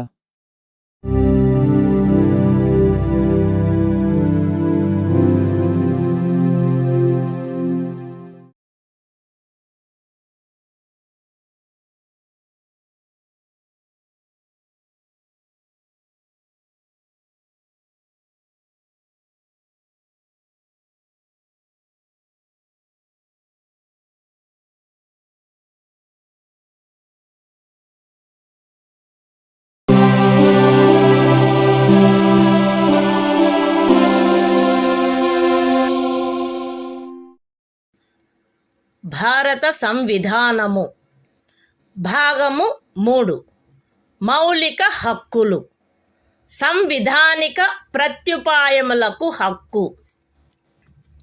Article 35.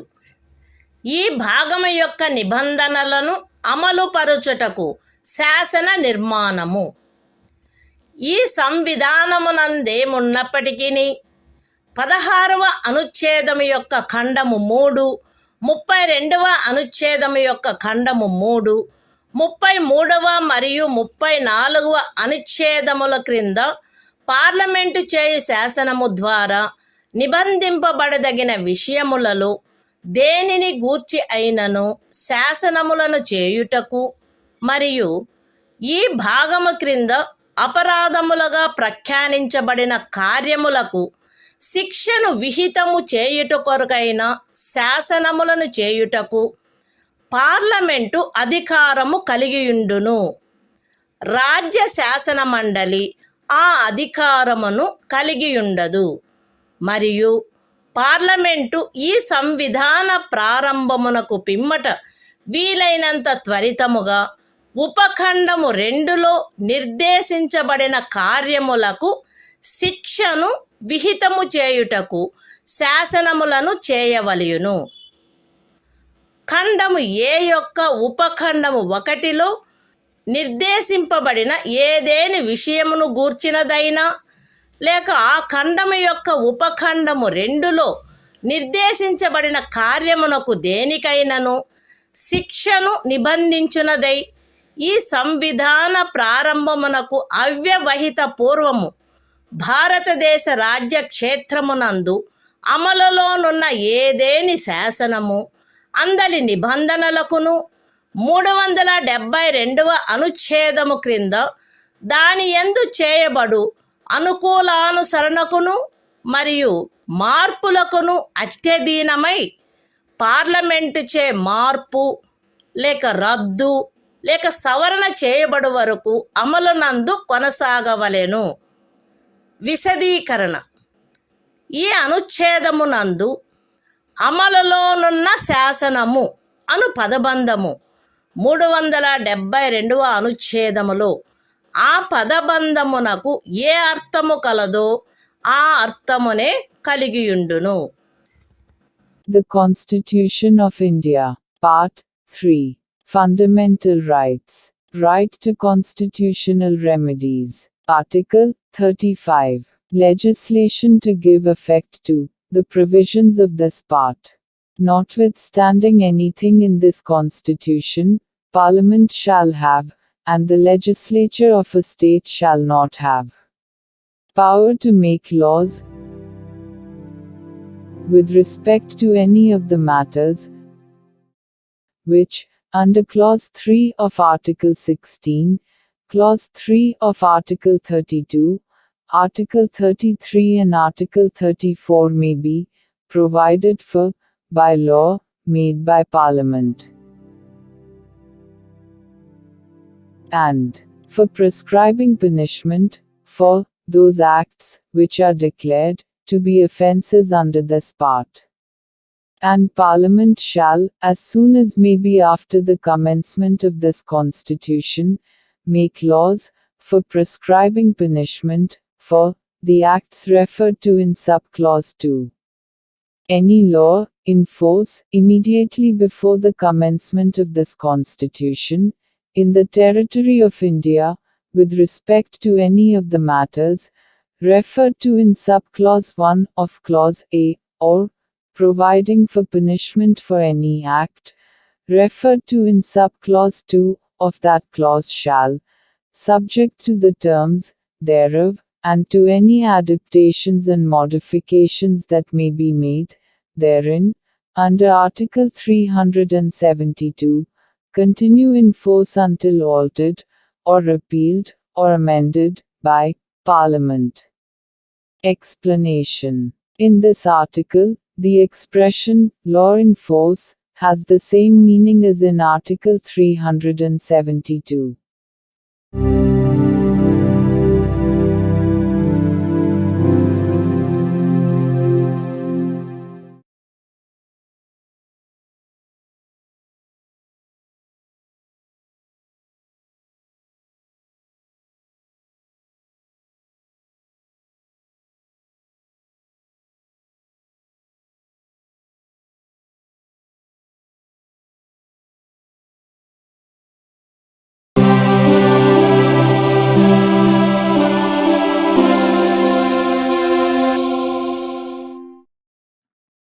భారత సంవిధానము భాగము 4.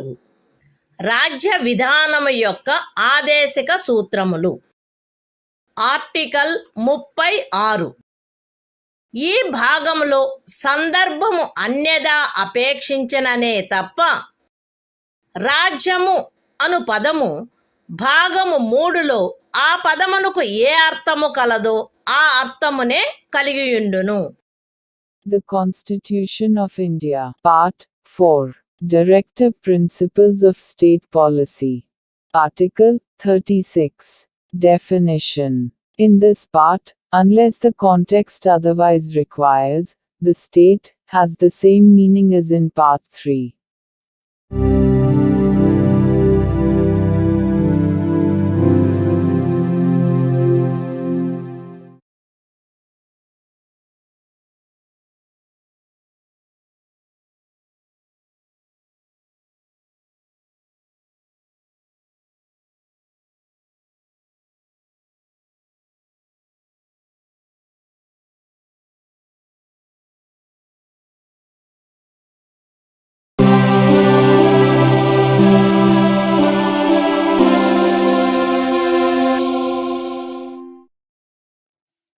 భారత సంవిధానము భాగము 4. రాజ్య విధానము యొక్క ఆదేశిక సూత్రములు. Article 37. ఈ భాగములో గల సూత్రముల వర్తింపు. ఈ భాగంలోని నిబంధనలు ఏ న్యాయస్థానముచే కాని అమలు జరపదగినవి కావు.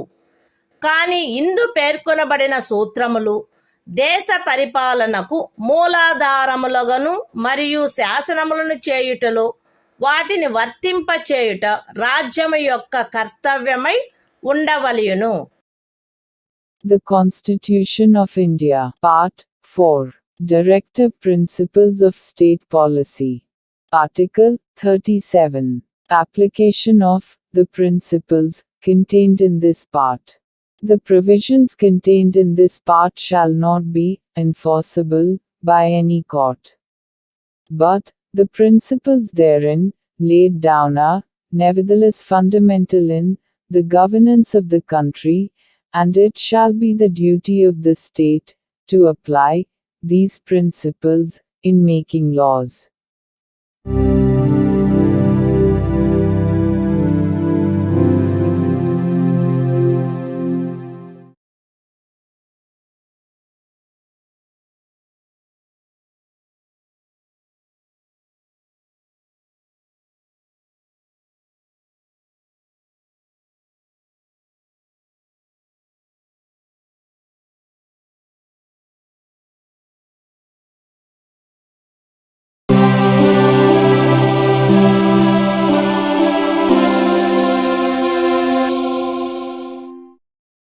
భారత సంవిధానము భాగము 4. రాజ్య విధానము యొక్క ఆదేశిక సూత్రములు. ఆర్టికల్ 38. రాజ్యము ప్రజల శ్రేయస్సును పెంపొందించు సాంఘిక వ్యవస్థను చేకూర్చుట. జాతీయ జీవనంలోని అన్ని రంగములలో సాంఘిక, ఆర్థిక మరియు రాజకీయ న్యాయమును ఉజ్జీవింపచేయు సాంఘిక వ్యవస్థను వీలైనంత వరకు కట్టుదిట్టము చేకూర్చుట ద్వారాను దానిని రక్షించుట ద్వారాను రాజ్యము ప్రజల శ్రేయస్సును పెంపొందించుటకు పాటుపడవలెను.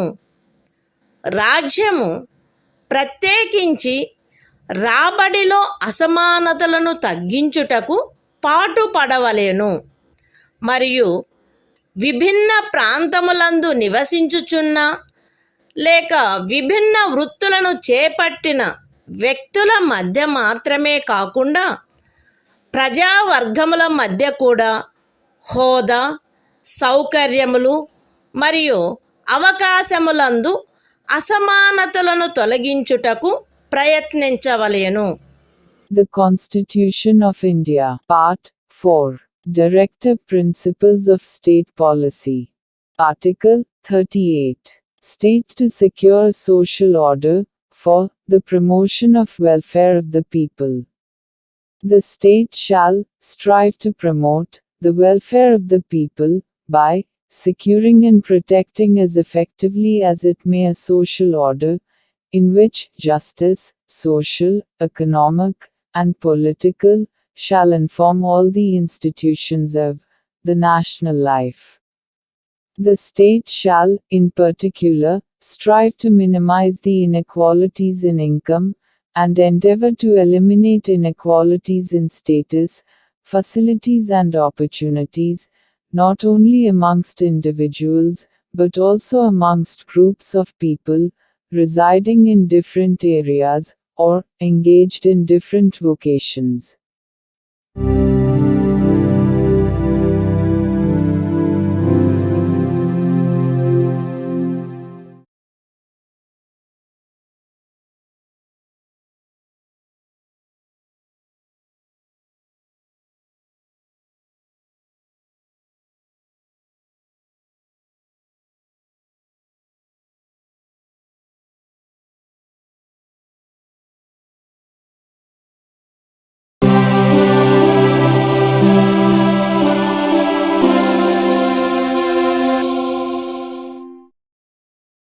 భారత సంవిధానము భాగము 4 రాజ్య విధానము యొక్క ఆదేశిక సూత్రములు. ఆర్టికల్ 39 రాజ్యము అనుసరించవలసిన కొన్ని విధాన సూత్రములు. రాజ్యము ఈ క్రింది వాటిని చేకూర్చుటకై ప్రత్యేకించి తన విధానమును రూపొందించవలెను. అవేవనగా స్త్రీ పురుష భేదము లేకుండా పౌరులు తగిన జీవనోపాధి సాధనములకు హక్కు కలిగియుండుట, జనులందరి ఉమ్మడి మేలును అత్యుత్తముగా సమకూర్చునట్లు సమాజపు భౌతిక వనరుల సామ్యమును మరియు నియంత్రణను పంపిణీ చేయుట, ఆర్థిక వ్యవస్థ యొక్క ప్రవృత్తి వలన జనసామాన్యమునకు హానికరమగునట్లుగా ఐశ్వర్యము, ఉత్పాదన సాధనములు కేంద్రీకృతము కాకుండుట, స్త్రీ పురుషులు ఉభయులకు సమానమైన పనికి సమానమైన వేతనము లభించుట, స్త్రీ పురుష కార్మికుల ఆరోగ్యము, శరీర దారుఢ్యము మరియు పిల్లల సుకుమారత్వము దురుపయోగము చేయబడుకుండుట మరియు పౌరుల ఆర్థికావశ్యకత వలన తమ వయస్సునకు లేక శరీర దారుఢ్యమునకు సరిపడని పనులలో చేరుటకు బలవంత పెట్టకుండుట, పిల్లలకు ఆరోగ్యకరమైన రీతిలో గౌరవప్రదమైన మరియు స్వేచ్ఛాయుతమైన పరిస్థితులలో అభివృద్ధి చెందు అవకాశములను మరియు సౌకర్యములను కల్పించుట మరియు బాల్య యవనములను శోషణ నుండి మరియు నైతిక మరియు భౌతిక పరిత్యజనము నుండి కాపాడుట. The Constitution of India, Part 4, Directive Principles of State Policy. Article 39. Certain principles of policy to be followed by the state. The state shall, in particular, direct its policy towards securing a.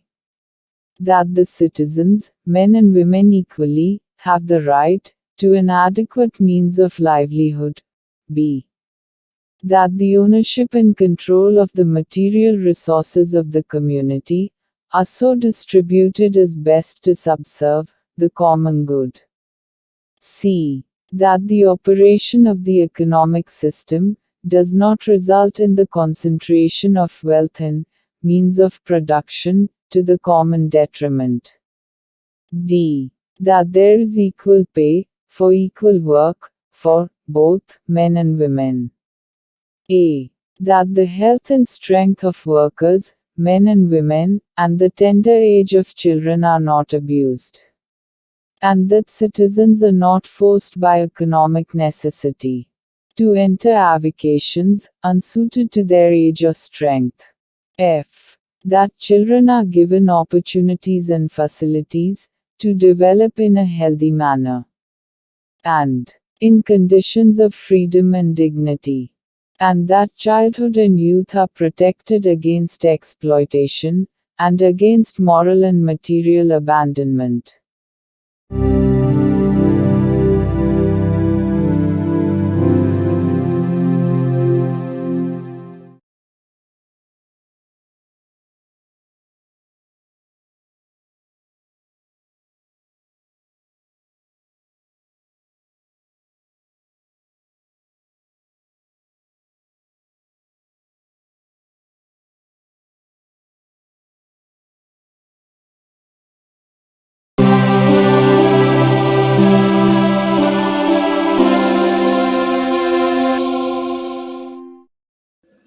భారత సంవిధానము భాగము 4 రాజ్య విధానము యొక్క ఆదేశక సూత్రములు.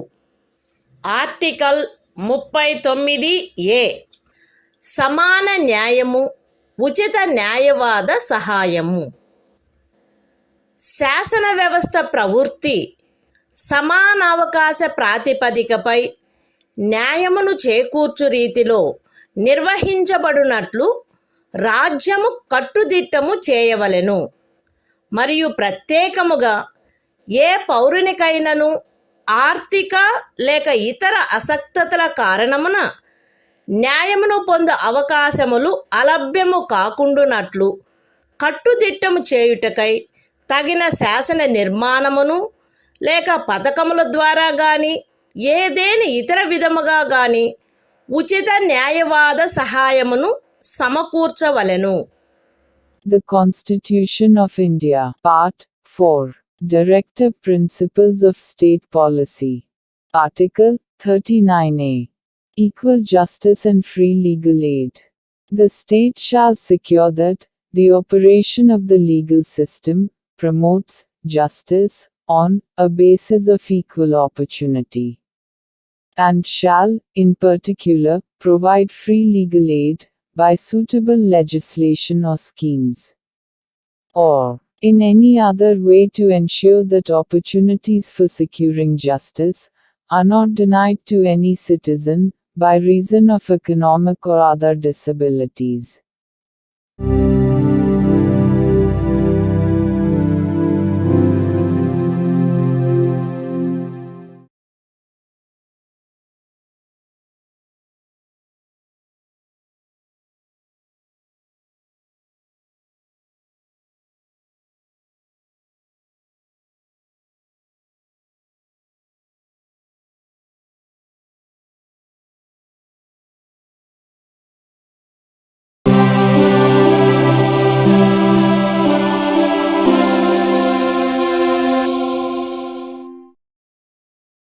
భారత సంవిధానము భాగము 4 రాజ్య విధానము యొక్క ఆదేశక సూత్రములు. ఆర్టికల్ 40 గ్రామ పంచాయతీల వ్యవస్థీకరణ. గ్రామ పంచాయతీలను వ్యవస్థీకరించి స్వపరిపాలనా యూనిట్లుగా అవి పనిచేయుటకు వాటికి ఆవశ్యకమగు అధికార ప్రాధికారముల నొసగుటకు రాజ్యము చర్యలను గైగొనవలెను. The Constitution of India, Part 4, Directive Principles of State Policy. Article 40. Organization of Village Panchayats.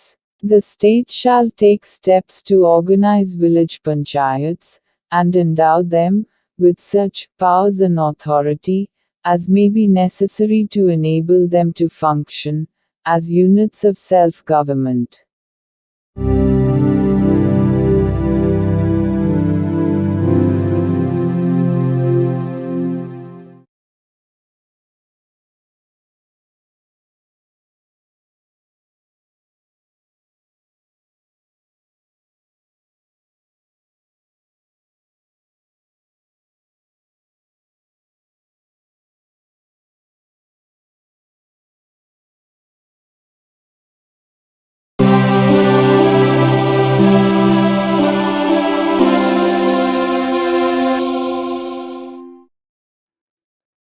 భారత సంవిధానము భాగము 4 రాజ్య విధానము యొక్క ఆదేశక సూత్రములు. ఆర్టికల్ 41 పనికి విద్యకు కొన్ని సందర్భములలో ప్రజా సహాయమునకు హక్కు. రాజ్యము దాని ఆర్థిక స్తోమత మరియు అభివృద్ధి పరిమితుల మేరకు పనిచేయు హక్కును, విద్య నేర్చుకొను హక్కును మరియు నిరుద్యోగము, వృద్ధాప్యము, అనారోగ్యము, అంగవైకల్యము మరియు ఇతర విధములైన అకారణ దారిద్ర్యము కలిగిన సందర్భములలో ప్రజా సహాయమును పొందు హక్కును చేకూర్చుటకై కట్టుదిట్టమైన ఏర్పాటు చేయవలెను. The Constitution of India, Part 4, Directive Principles of State Policy. Article 41, Right to work, to education, and to public assistance, in certain cases. The state shall, within the limits of its economic capacity and development, make effective provision for securing the right to work, to education, and to public assistance, in cases of unemployment, old age, sickness, and disablement, and in other cases of undeserved want.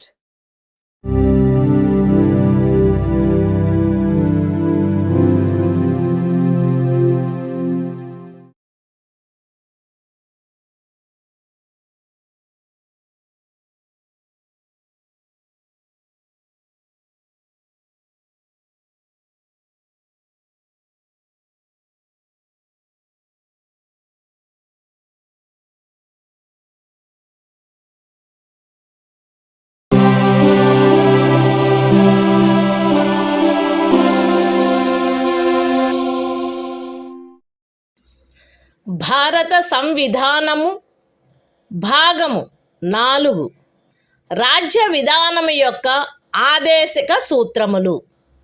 Article 42 పని విషయమున న్యాయమైన మరియు మానవోచితమైన పరిస్థితులకు మరియు ప్రసూతి సహాయమునకు ఏర్పాటు. రాజ్యము పనిచేయు విషయమున న్యాయమైన మరియు మానవోచితమైన పరిస్థితులను, ప్రసూతి సహాయమును చేకూర్చుటకు ఏర్పాటు చేయవలెను. The Constitution of India, Part 4, Directive Principles of State Policy. Article 42, Provision for just and humane conditions of work, and maternity relief. The state shall make provision for securing just and humane conditions of work, and for maternity relief.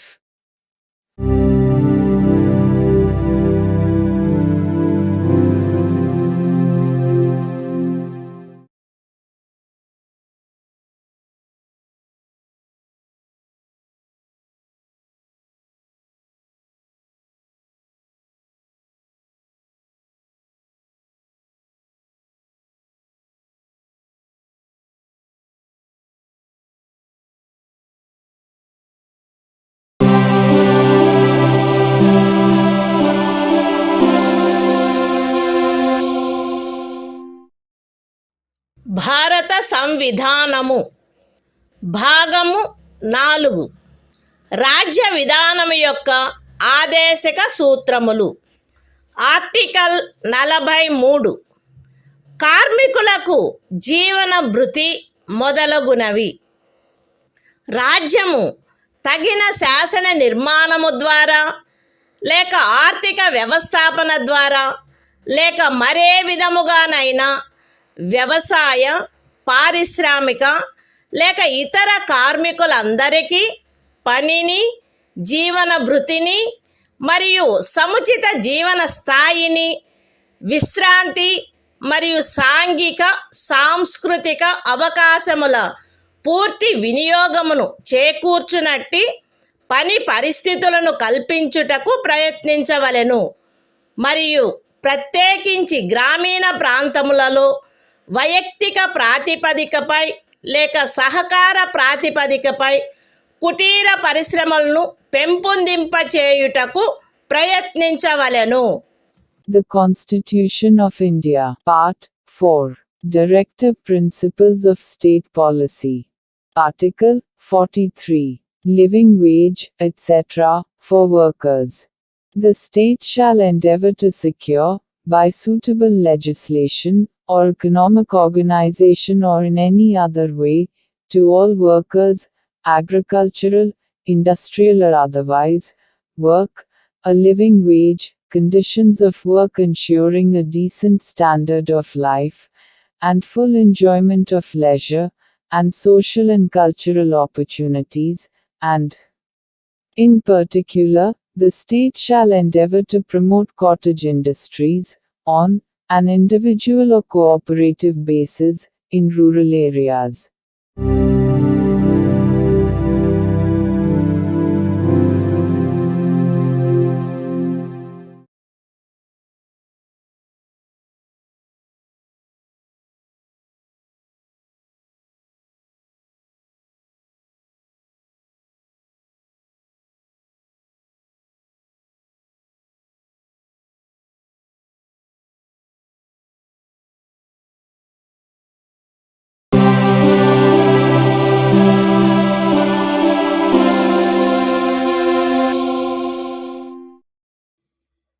భారత సంవిధానము భాగము 4.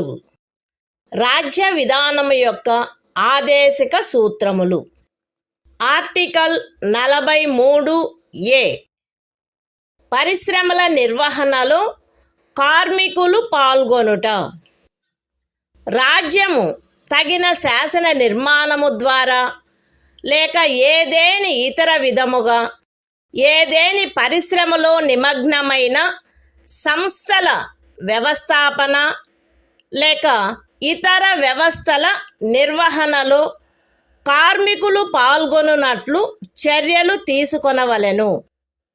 The Constitution of India, Part 4. Directive Principles of State Policy. Article 43A. Participation of workers in management of industries.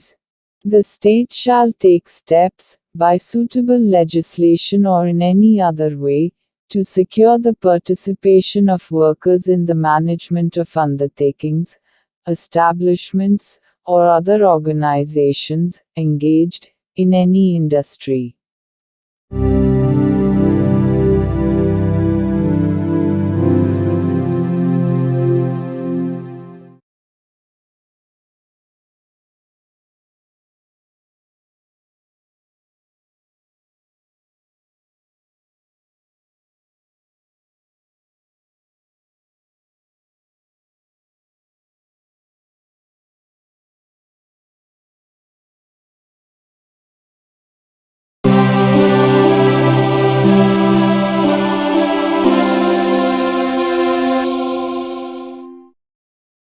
భారత సంవిధానము భాగము 4. రాజ్య విధానము యొక్క ఆదేశక సూత్రములు. Article 43B. సహకార సంఘముల ప్రవర్ధనము. రాజ్యము సహకార సంఘములు స్వచ్ఛందముగా రూపొందించుటకు, స్వాయత్తముగా కృత్యములు నిర్వహించుటకు, ప్రజాస్వామ్య నియంత్రణ మరియు వృత్తిపరమై యాజమాన్యమును ప్రోత్సహించుటకు ప్రయత్నించవలెను. The Constitution of India, Part 4. Directive Principles of State Policy. Article 43B. Promotion of cooperative societies. The state shall endeavor to promote voluntary formation, autonomous functioning, democratic control and professional management of cooperative societies.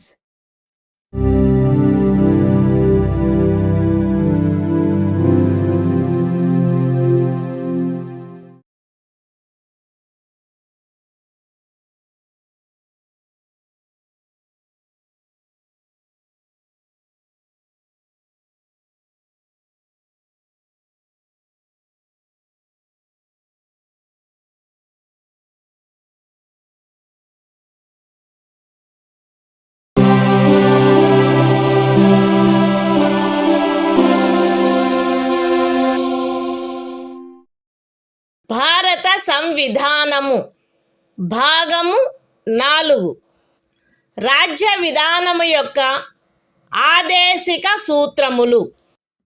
Article 44 పౌరులందరకు ఏకరూపమైన civil స్మృతి.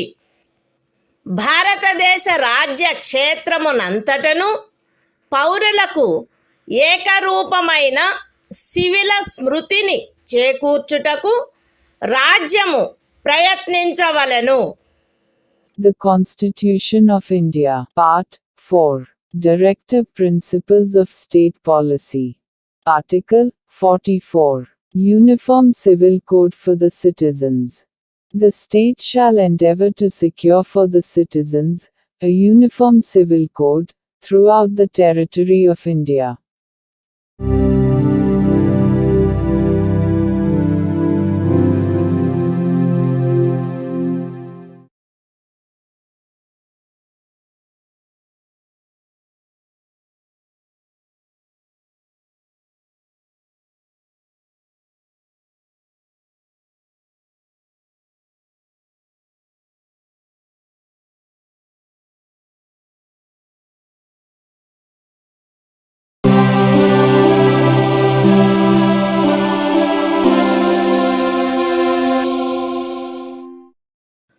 భారత సంవిధానము భాగము 4 రాజ్య విధానము యొక్క ఆదేశిక సూత్రములు. Article 45 6 సంవత్సరముల లోపు బాలలందరికీ బాల్య ప్రారంభంలో సంరక్షణ మరియు విద్యను ఏర్పాటు చేయుట. బాలలందరూ వారు 6 సంవత్సరముల వయస్సు పూర్తి చేయునంత వరకు వారికి బాల్య ప్రారంభంలో సంరక్షణ మరియు విద్యను ఏర్పాటు చేయుటకు రాజ్యము ప్రయత్నించవలెను. The Constitution of India, Part 4, Directive Principles of State Policy. Article 45, Provision for Early Childhood Care and Education to Children below the age of 6 years. The state shall endeavor to provide early childhood care and education for all children until they complete the age of 6 years.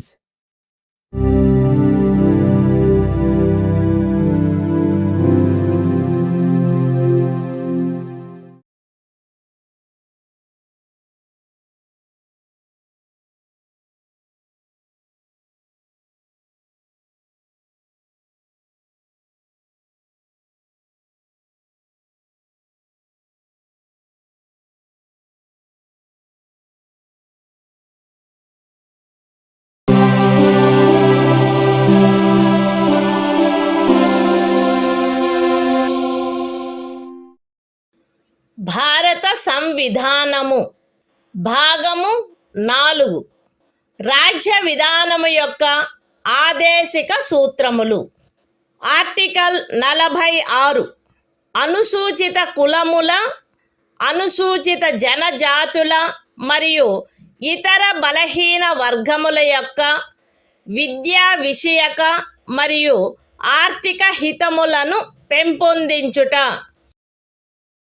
ప్రజలలో బలహీన వర్గముల, ప్రత్యేకించి అనుసూచిత కులముల మరియు అనుసూచిత జనజాతుల విద్యా విషయక మరియు ఆర్థిక హితమును రాజ్యము విశేష శ్రద్ధతో పెంపొందించవలెను మరియు సాంఘిక అన్యాయము నుండి సకల విధములగు శోషణల నుండి వారిని రక్షించవలెను.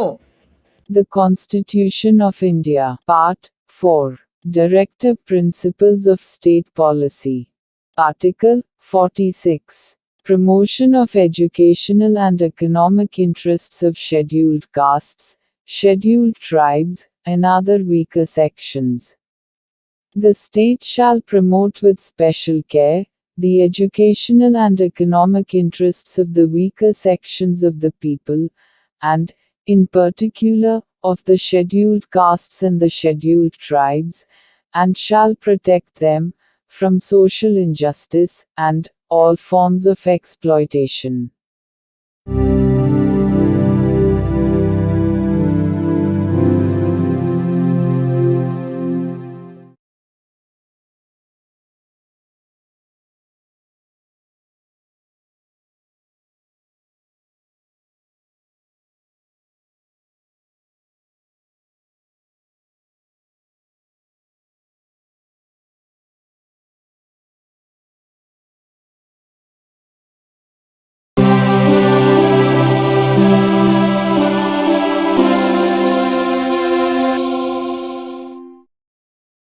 భారత సంవిధానము భాగము 4 రాజ్య విధానము యొక్క ఆదేశిక సూత్రములు. ఆర్టికల్ 47 ఆహార పుష్టి స్థాయిని, జీవన స్థాయిని పెంచుటలో మరియు ప్రజారోగ్యమును మెరుగుపరచుటలో రాజ్యము యొక్క కర్తవ్యము. రాజ్యము ప్రజల ఆహార పుష్టి యొక్క స్థాయిని, జీవన స్థాయిని పెంచుట మరియు ప్రజారోగ్యమును మెరుగుపరుచుట తన ప్రాథమిక కర్తవ్యములలోనివిగా పరిగణించవలెను మరియు ప్రత్యేకించి వైద్య ప్రయోజనములకై తప్ప మద్యపానీయములను మరియు ఆరోగ్యమునకు భంగము కలిగించు ఔషధములను సేవించుటను నిషేధించుటకు రాజ్యము ప్రయత్నించవలెను. The Constitution of India, Part 4, Directive Principles of State Policy. Article 47. Duty of the state to raise the level of nutrition and the standard of living, and to improve public health. The state shall regard the raising of the level of nutrition and the standard of living of its people, and the improvement of public health, as among its primary duties, and, in particular, the state shall endeavor to bring about prohibition of the consumption, except for medicinal purposes, of intoxicating drinks and of drugs, which are injurious to health.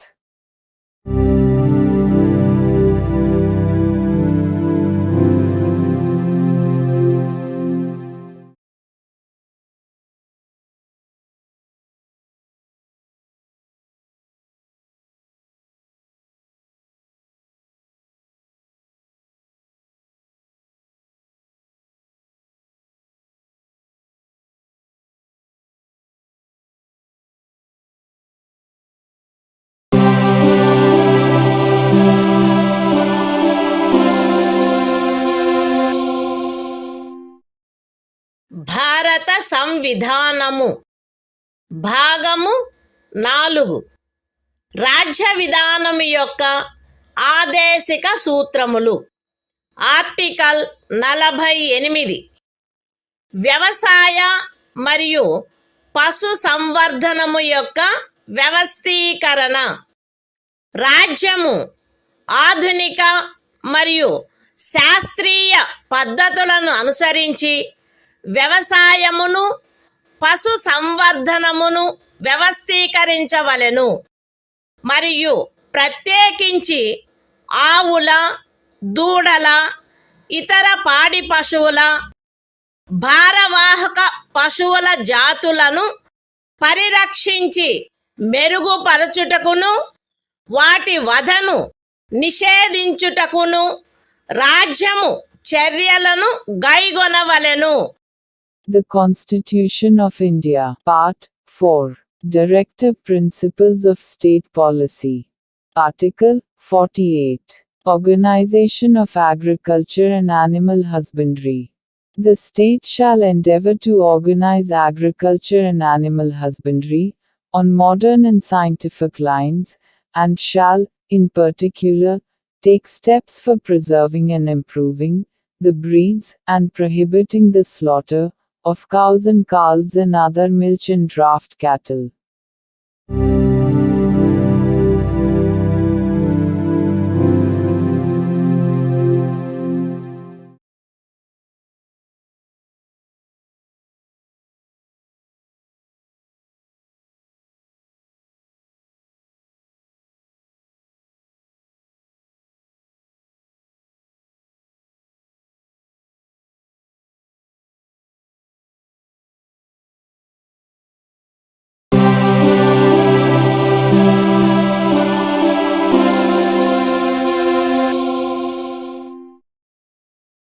భారత సంవిధానము భాగము 4 రాజ్య విధానము యొక్క ఆదేశిక సూత్రములు. Article 48 ఏ పరిసరముల రక్షణ మరియు అభివృద్ధి మరియు అడవుల వన్యప్రాణుల సంరక్షణ. రాజ్యము పరిసరములను కాపాడి అభివృద్ధి చేయుటకును దేశములోని అడవులను వన్యప్రాణులను సంరక్షించుటకును ప్రయత్నించవలెను. The Constitution of India, Part 4, Directive Principles of State Policy. Article 48A. Protection and improvement of environment, and safeguarding of forests and wildlife. The state shall endeavor to protect and improve the environment, and to safeguard the forests and wildlife of the country.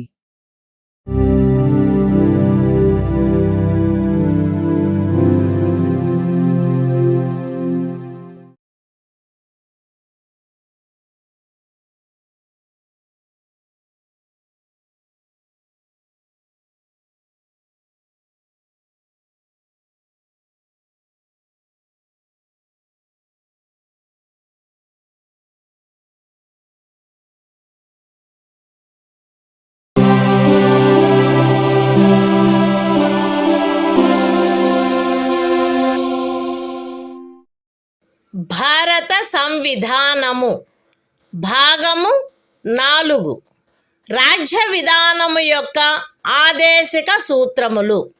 Article 49 జాతీయ ప్రాముఖ్యము గల స్మారక చిహ్నములను రక్షించుట.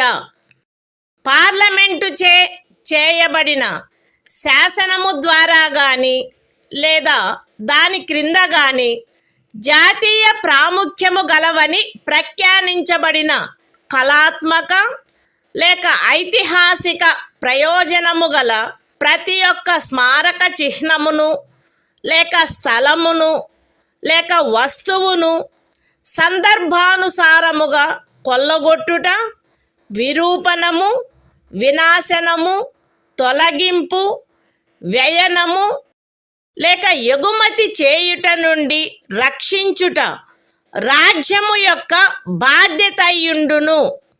The Constitution of India, Part 4, Directive Principles of State Policy.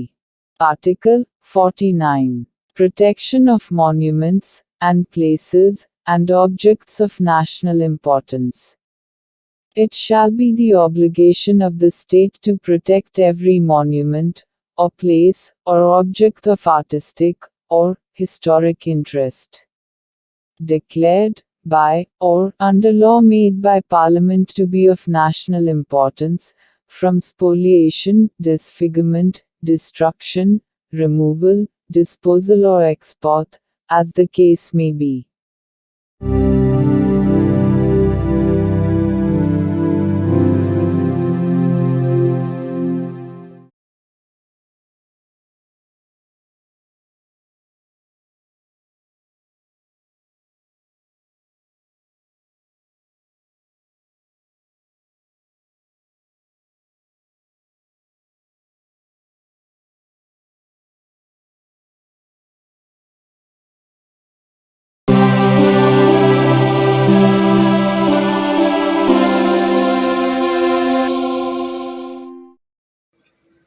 భారత సంవిధానము భాగము 4 రాజ్య విధానము యొక్క ఆదేశిక సూత్రములు.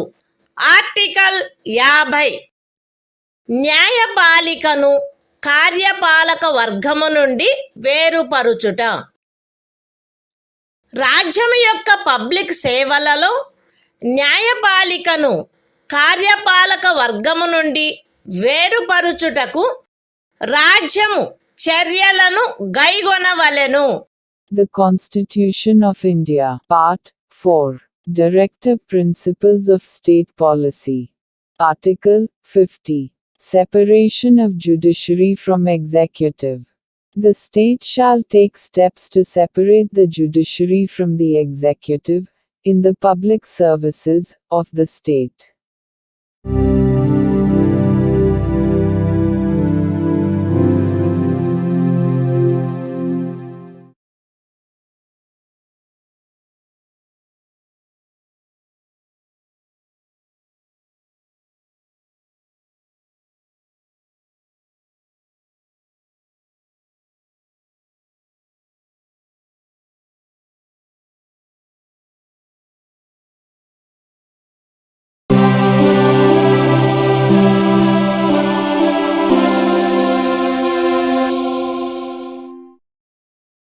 భారత సంవిధానము భాగము 4 రాజ్య విధానము యొక్క ఆదేశిక సూత్రములు.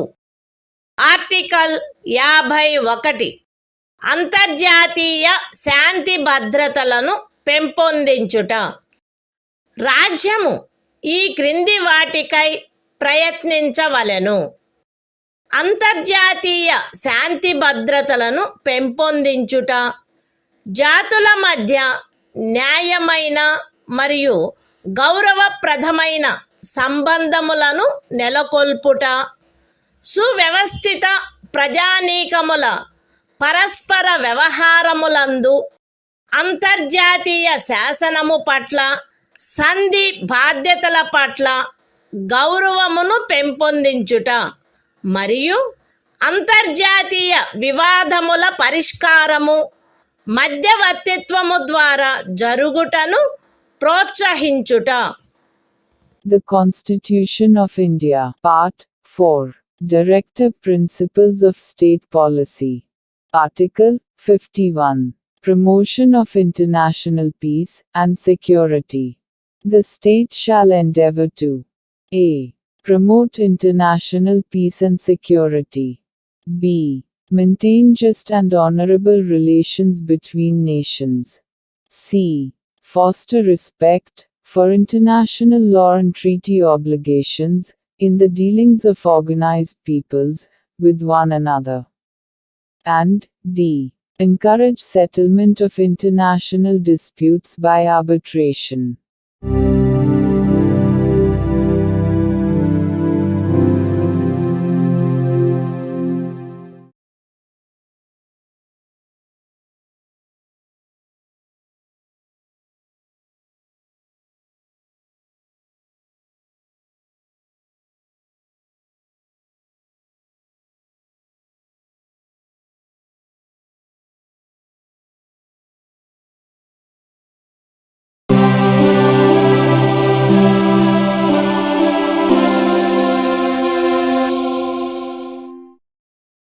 భారత సంవిధానము భాగము 4A మౌలిక కర్తవ్యములు.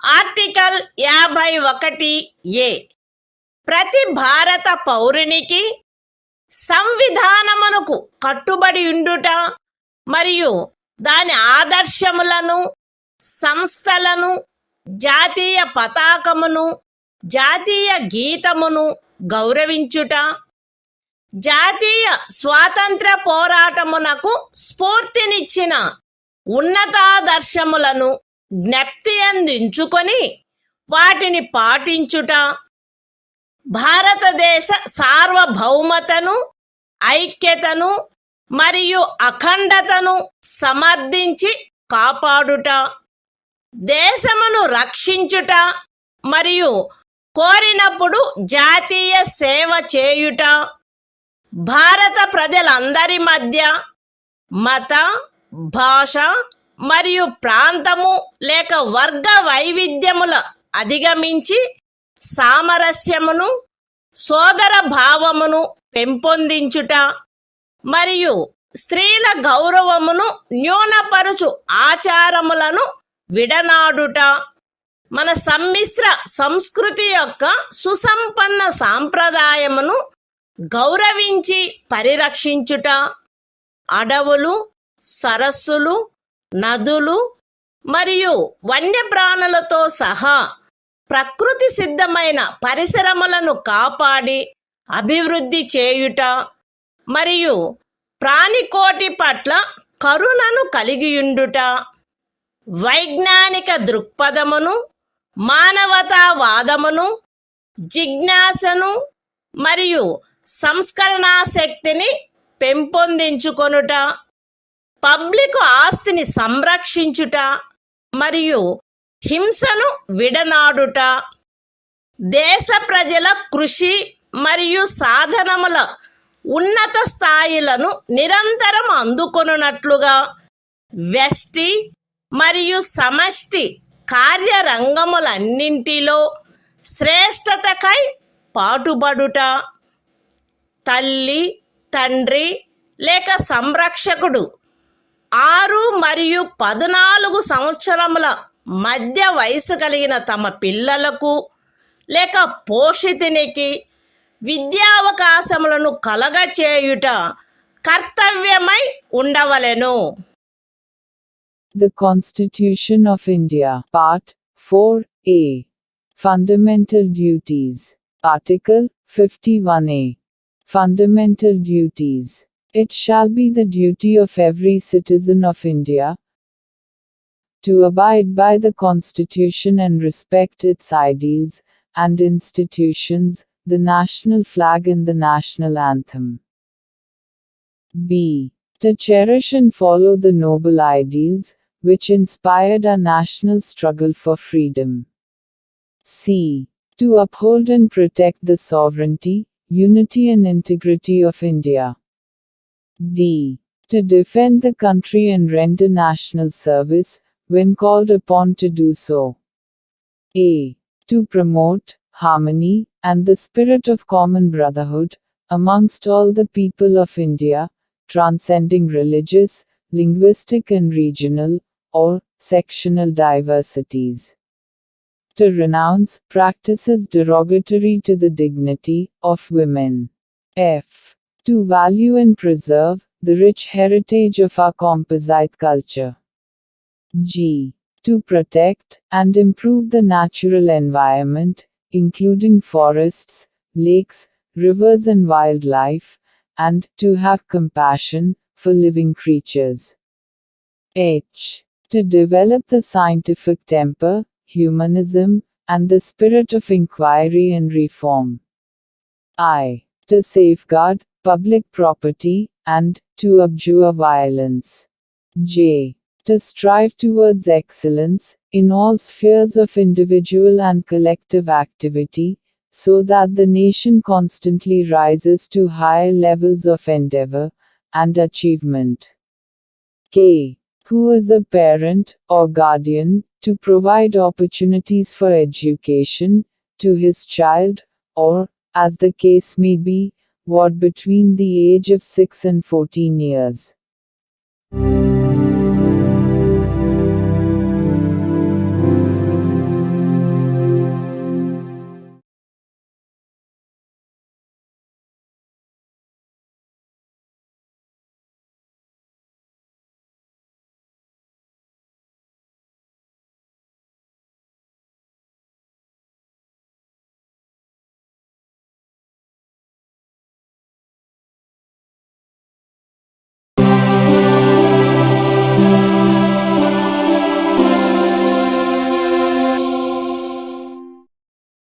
భారత సంవిధానము భాగము 5 సంఘము అధ్యాయం 1 కార్యపాలక వర్గము రాష్ట్రపతి మరియు ఉపరాష్ట్రపతి ఆర్టికల్ 52 భారత రాష్ట్రపతి భారతదేశమునకు ఒక రాష్ట్రపతి ఉండవలెను. The Constitution of India, Part 5, The Union. Chapter 1. The Executive. The President and Vice President. Article 52. The President of India. There shall be a President of India.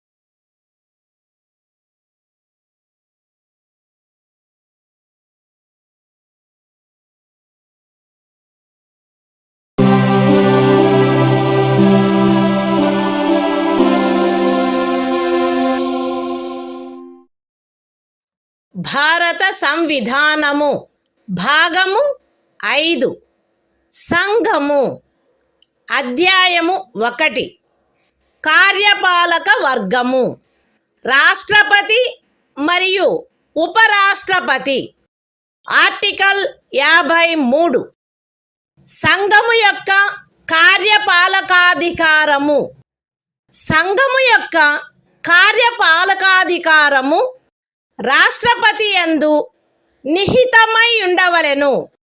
ఆయన దానిని స్వయముగా లేక తనకు అధీనస్థులగు అధికారుల ద్వారా ఈ సంవిధానమును అనుసరించి వినియోగించవలెను. పూర్వగామి నిబంధన యొక్క సాధారణతకు భంగము కలగకుండా సంఘము యొక్క రక్షణ బలములపై సర్వాధిపత్యము రాష్ట్రపతి యందు నిహితమై ఉండవలెను మరియు దాని వినియోగము శాసనము ద్వారా క్రమబద్ధము చేయబడవలెను.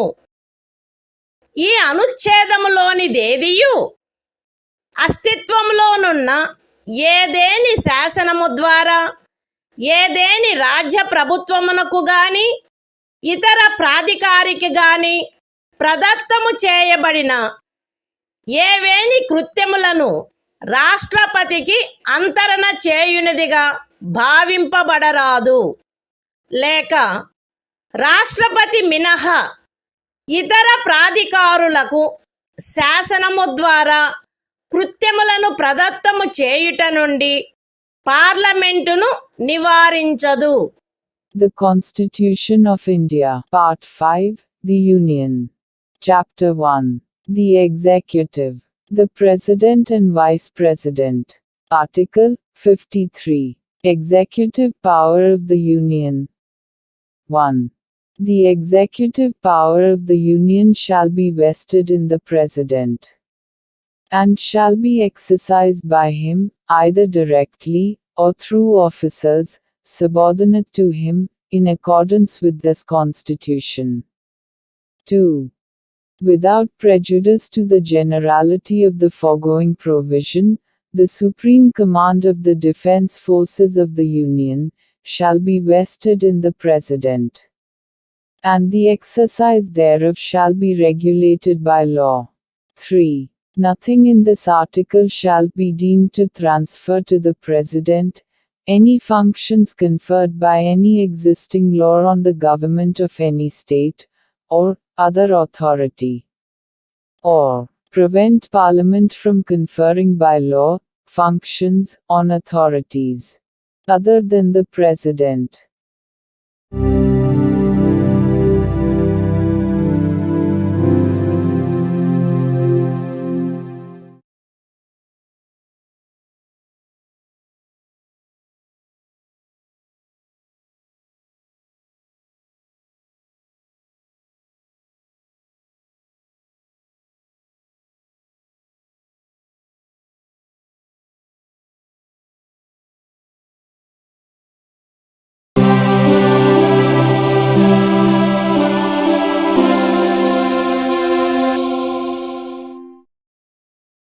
భారత సంవిధానము భాగము 5 సంఘము అధ్యాయము 1 కార్యపాలక వర్గము రాష్ట్రపతి మరియు ఉపరాష్ట్రపతి ఆర్టికల్ 54 రాష్ట్రపతి ఎన్నిక రాష్ట్రపతి ఈ క్రింది వారితో కూడిన నిర్వాచక గణము యొక్క సభ్యులచే ఎన్నుకొనబడవలెను. పార్లమెంటు ఉభయ సదనములోని ఎన్నుకొనబడిన సభ్యులు మరియు రాజ్య శాసన సభలలోని ఎన్నుకొనబడిన సభ్యులు. విశదీకరణ ఈ అనుచ్ఛేదము మరియు అనుచ్ఛేదము 55లోని రాజ్యము అను పదములో ఢిల్లీ జాతీయ రాజధాని రాజ్యక్షేత్రము మరియు పాండిచ్చేరి సంఘ రాజ్యక్షేత్రము చేరియుండును. The Constitution of India, Part 5, The Union. Chapter 1. The Executive. The President and Vice President. Article 54. Election of President. The President shall be elected by the members of an electoral college, consisting of a. the elected members of both houses of Parliament, and b. the elected members of the legislative assemblies of the states. Explanation. In this article, and in Article 55, state includes the National Capital Territory of Delhi and the Union Territory of Pondicherry.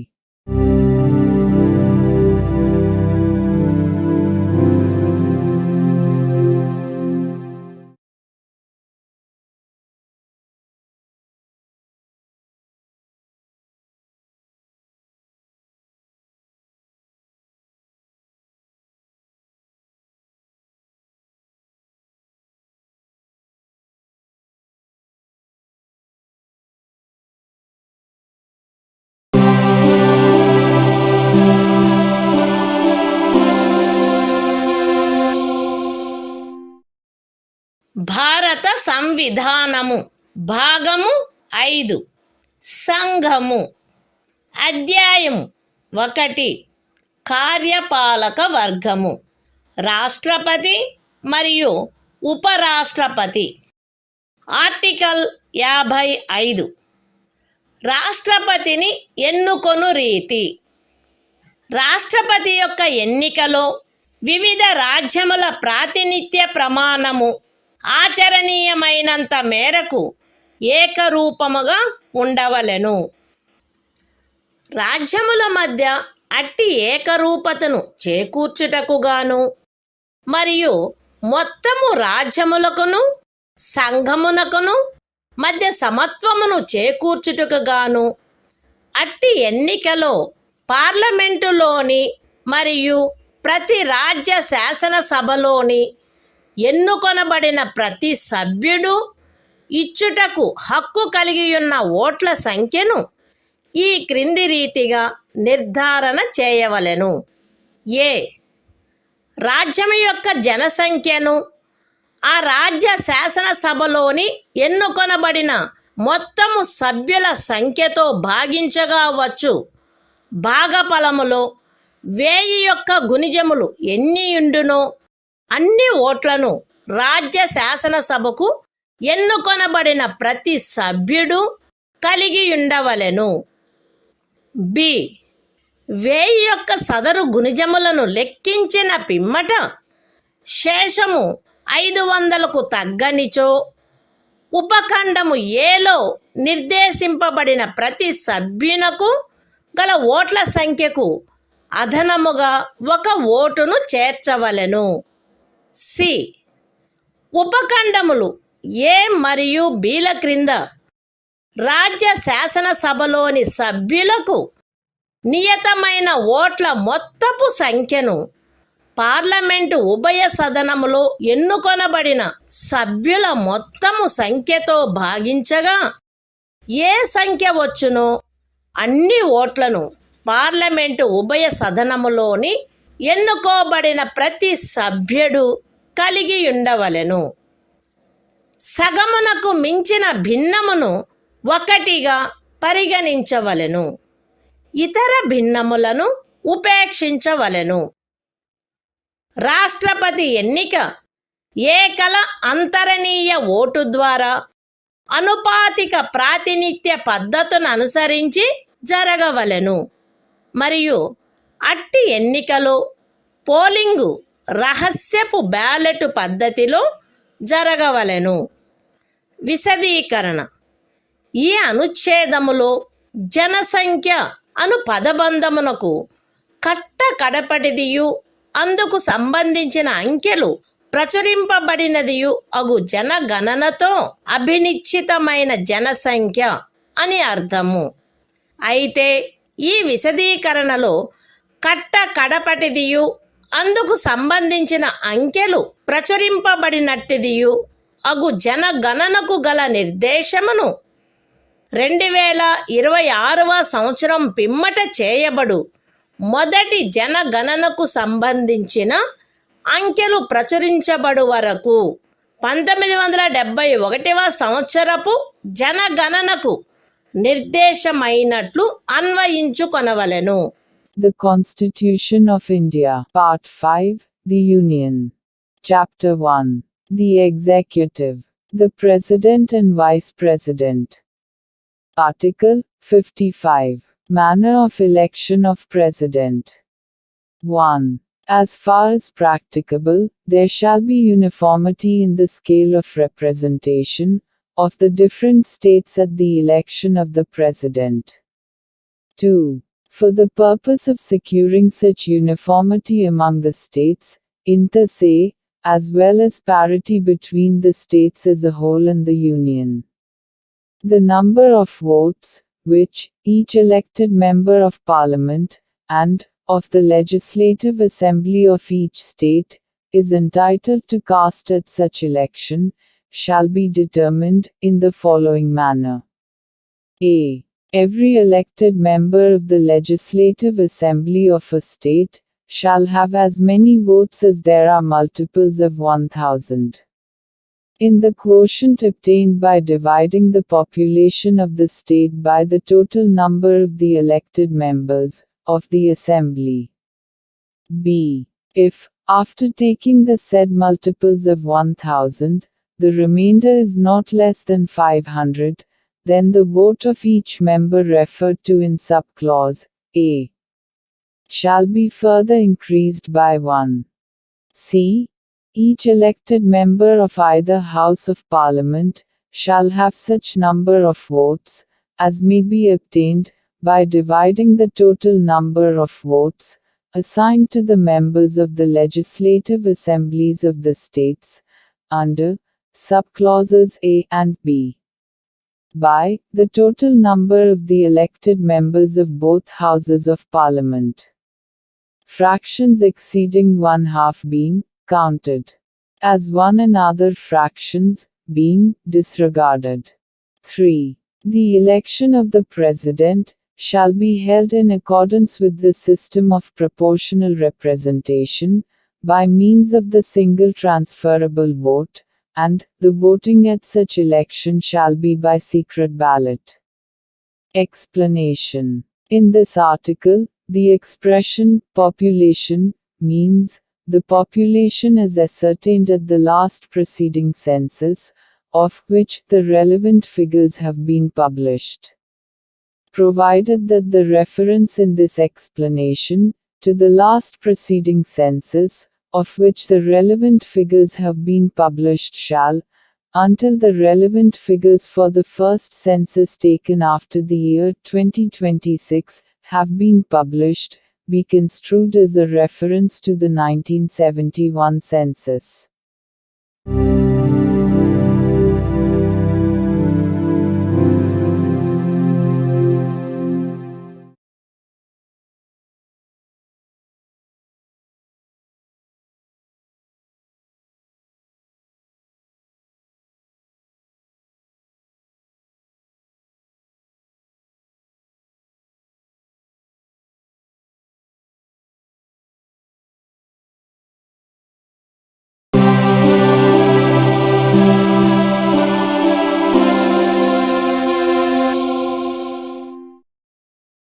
భారత సంవిధానము భాగము 5 సంఘము అధ్యాయము 1 కార్యపాలక వర్గము రాష్ట్రపతి మరియు ఉపరాష్ట్రపతి article 56 రాష్ట్రపతి పదావధి రాష్ట్రపతి తన పదవిలో ప్రవేశించిన తేదీ నుండి 5 సంవత్సరముల కాలావధి వరకు పదవి యందుండవలెను.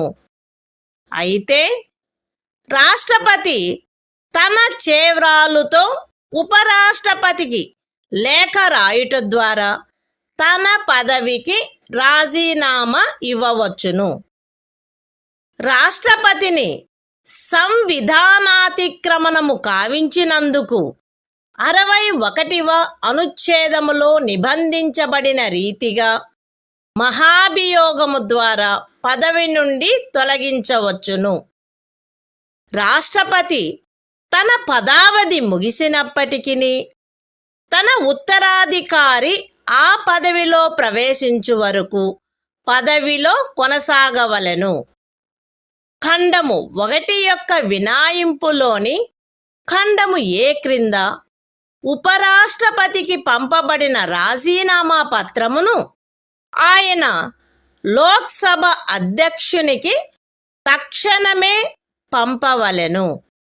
The Constitution of India, Part 5, The Union.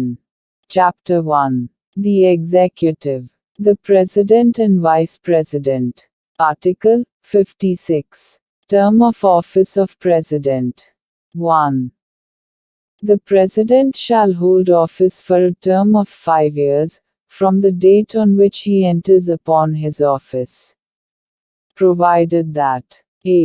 The President may, by writing under his hand addressed to the Vice President, resign his office. b. The President may, for violation of the Constitution, be removed from office by impeachment in the manner provided in Article 61. c. The President shall, notwithstanding the expiration of his term, continue to hold office, until his successor enters upon his office. 2. Any resignation addressed to the Vice President under Clause A of the proviso to Clause 1 shall forthwith be communicated by him to the Speaker of the House of the People.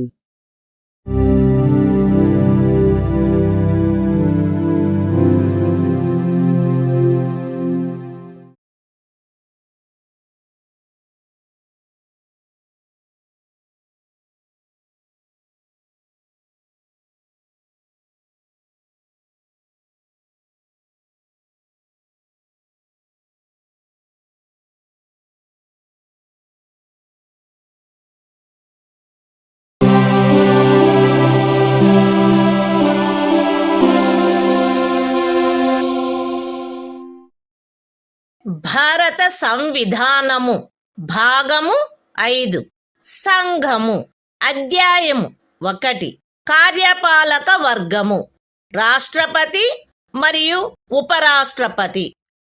Article 57 తిరిగి ఎన్నికకు పాత్రత. రాష్ట్రపతి పదవియందున్నా లేక ఆ పదవియందుండిన ఏ వ్యక్తి అయినను ఈ సంవిధానములోని ఇతర నిబంధనలకు అత్యధీనమై ఆ పదవికి తిరిగి ఎన్నుకొనుబడుటకు పాత్రుడై ఉండును. The Constitution of India, Part 5, The Union. Chapter 1. The Executive. The President and Vice President. Article 57. Eligibility for re-election. A person who holds, or who has held, office as President shall, subject to the other provisions of this Constitution, be eligible for re-election to that office.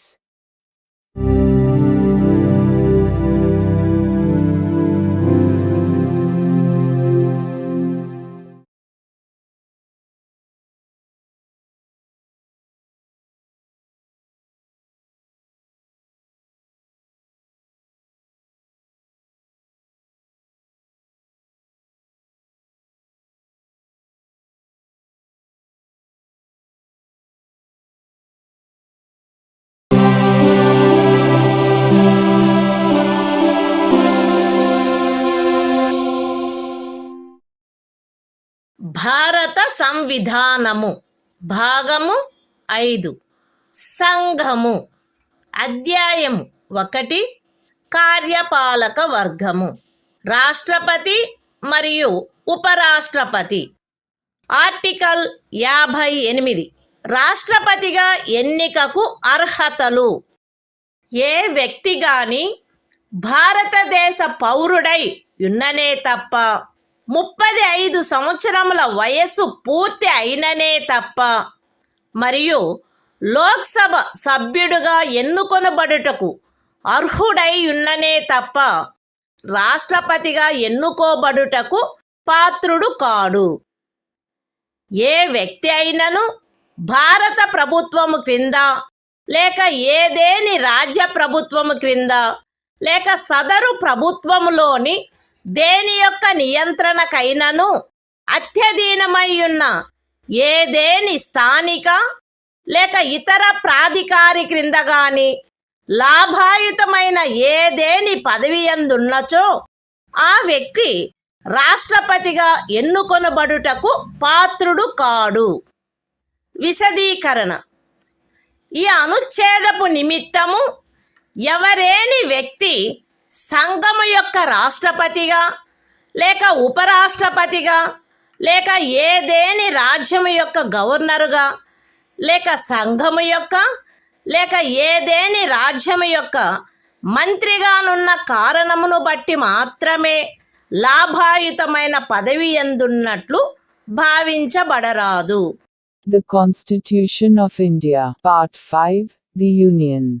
Chapter 1. The Executive. The President and Vice President. Article 58. Qualifications for election as President.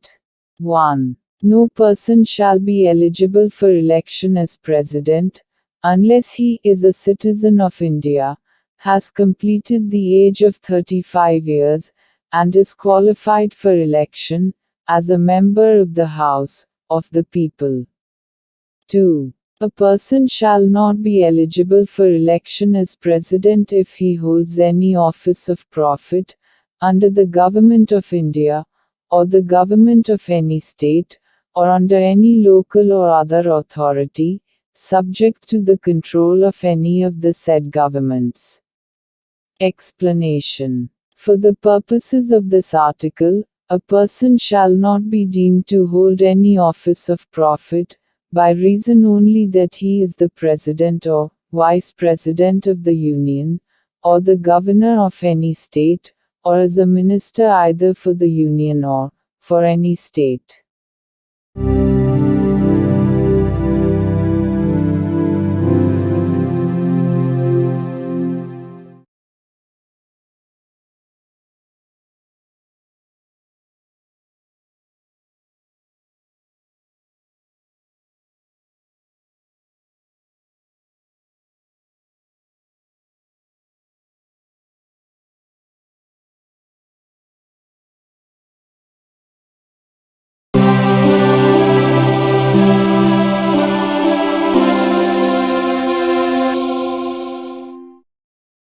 భారత సంవిధానము భాగము 5 సంఘము అధ్యాయము 1 కార్యపాలక వర్గము రాష్ట్రపతి మరియు ఉపరాష్ట్రపతి. Article 59 రాష్ట్రపతి పదవీ షరతులు.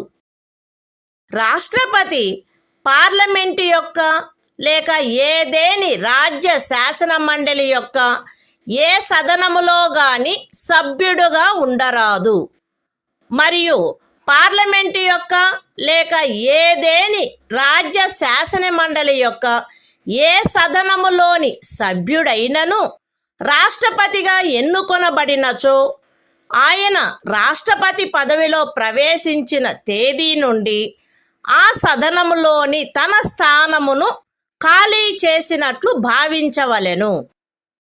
రాష్ట్రపతి లాభాయుతమైన ఏదేని ఇతర పదవి యందు ఉండరాదు.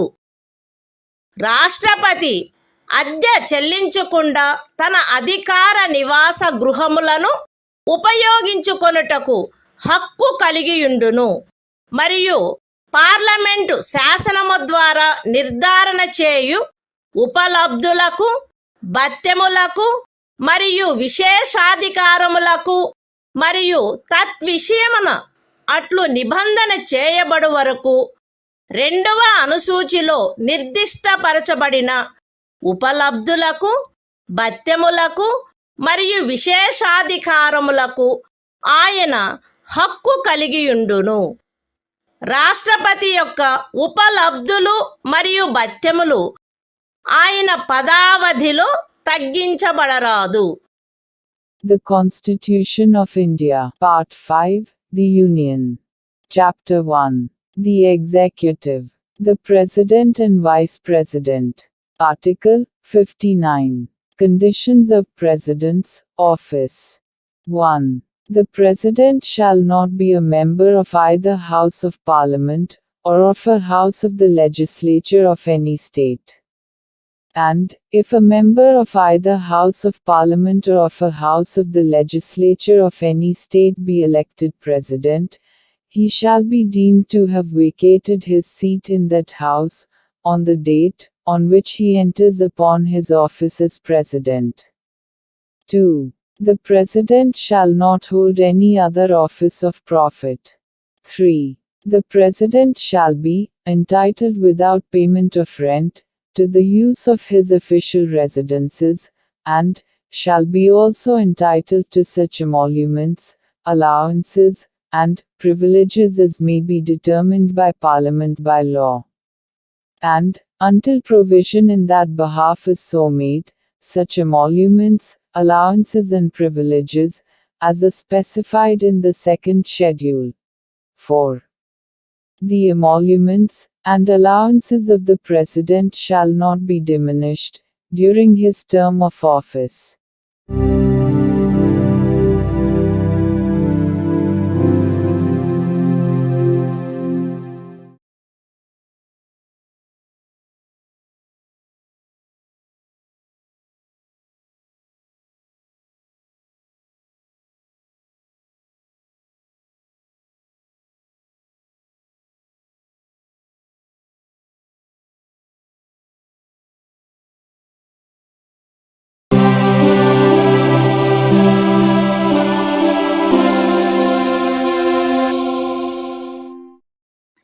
భారత సంవిధానము భాగము 5 సంఘము అధ్యాయము 1 కార్యపాలక వర్గము రాష్ట్రపతి మరియు ఉపరాష్ట్రపతి ఆర్టికల్ 60 రాష్ట్రపతిచే ప్రమాణము లేక ప్రతిజ్ఞ ప్రతి రాష్ట్రపతి మరియు రాష్ట్రపతిగా వ్యవహరించు లేక రాష్ట్రపతి కృత్యములను నిర్వహించు ప్రతి వ్యక్తి తన పదవిలో ప్రవేశించుటకు పూర్వము భారతదేశ ముఖ్య న్యాయమూర్తి సమక్షమున లేక ఆయన హాజరు లేనప్పుడు సర్వోన్నత న్యాయస్థాన న్యాయాధీశులలో అందుబాటులో ఉన్న వారిలో అందరికంటే సీనియర్ న్యాయాధీశుని సమక్షమున గాని ఈ క్రింది రూపములో ప్రమాణము లేక ప్రతిజ్ఞ చేసి దానిపై చేవ్రాలు చేయవలెను. ఏబి అను నేను భారతదేశ రాష్ట్రపతి పదవిని శ్రద్ధాపూర్వకముగా నిర్వహింతుననియు లేక రాష్ట్రపతి యొక్క కృత్యములను శ్రద్ధాపూర్వకముగా నిర్వహింతుననియు నా సంపూర్ణ సామర్థ్యము మేరకు సంవిధానమును మరియు శాసనమును పరిరక్షించి సంరక్షించి రక్షింతుననియు భారతదేశ ప్రజల సేవయందును వారి క్షేమమునందును నిరతుడునయ్యదననియు దైవ సాక్షిగా ప్రమాణము చేయుచున్నాను. సత్యనిష్టతో ప్రతిజ్ఞ చేయుచున్నాను. The Constitution of India, Part 5, The Union. Chapter 1. The Executive. The President and Vice President. Article 60. Oath or affirmation by the President. Every President, and every person acting as President, or discharging the functions of the President, shall, before entering upon his office, make and subscribe in the presence of the Chief Justice of India, or, in his absence, the senior most judge of the Supreme Court available, an oath or affirmation in the following form, that is to say, I, A.B., do swear in the name of God, that I will faithfully execute the office, solemnly affirm of President, or discharge the functions of the President of India, and will to the best of my ability, preserve, protect and defend the Constitution, and the law, and that I will devote myself to the service and well-being of the people of India.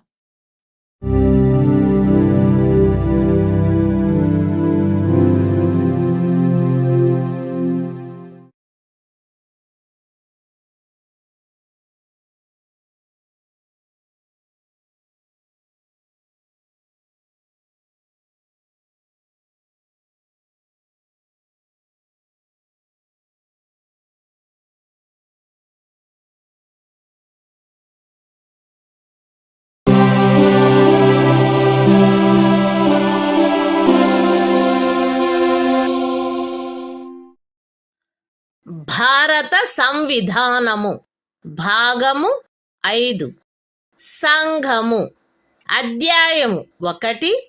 కార్యపాలక వర్గము. రాష్ట్రపతి మరియు ఉపరాష్ట్రపతి. Article 61. రాష్ట్రపతిపై మహాభియోగము తెచ్చుటకు ప్రక్రియ. సంవిధానాతిక్రమణము కావించినాడని రాష్ట్రపతిపై మహాభియోగము జరపబడవలసినప్పుడు parliament యొక్క ఏ సదనము చేనైనను ఆరోపణ చేయబడవలెను.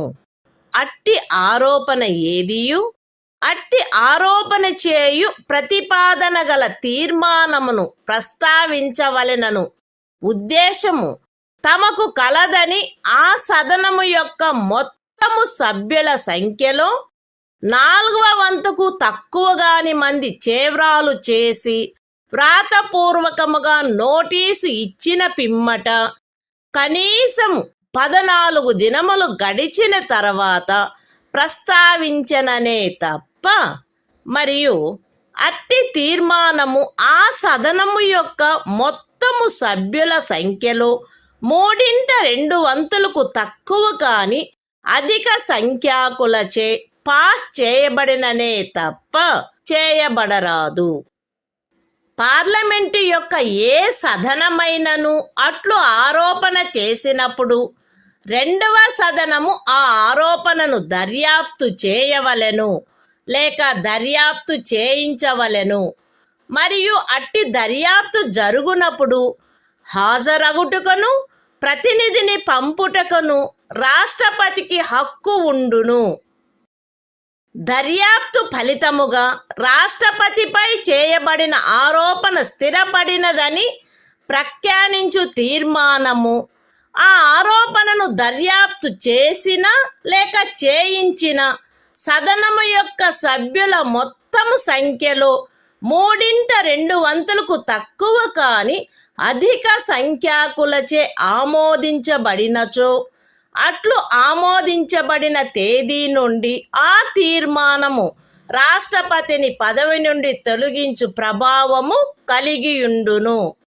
The Constitution of India, Part 5, The Union. Chapter 1. The Executive.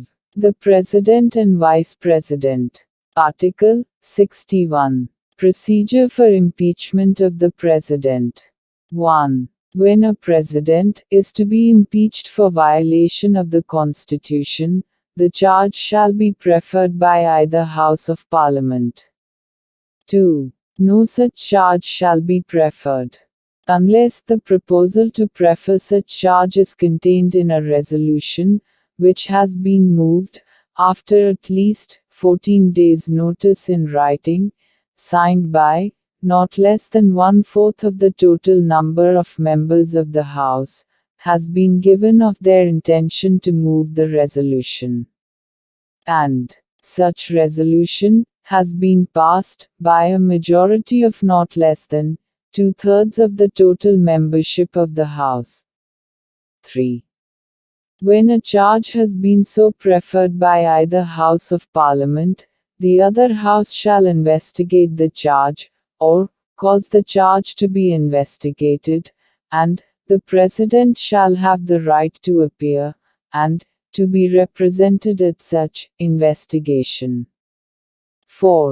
If as a result of the investigation, a resolution is passed by a majority of not less than 2/3 of the total membership of the House, by which the charge was investigated, or caused to be investigated, declaring that the charge preferred against the President has been sustained, such resolution shall have the effect of removing the President from his office, as from the date on which the resolution is so passed.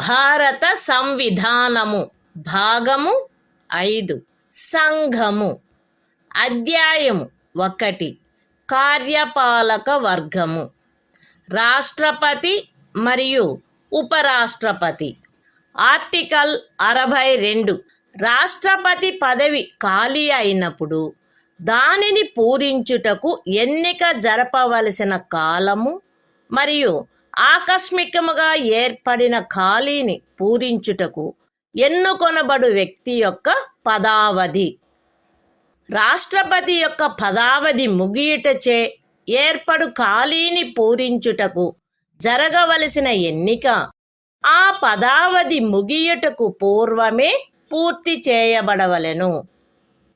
మరణము, రాజీనామా లేక తొలగింపు కారణముగా లేక అన్యదా రాష్ట్రపతి పదవియందు ఏర్పడిన ఖాళీని పూరించుటకు జరగవలసిన ఎన్నిక ఆ ఖాళీ ఏర్పడిన తర్వాత సాధ్యమైనంత త్వరితముగాను ఎట్టి సందర్భంలోనూ ఖాళీ ఏర్పడిన తేదీ నుండి 6 మాసములు దాటకుండగను జరపబడవలెను.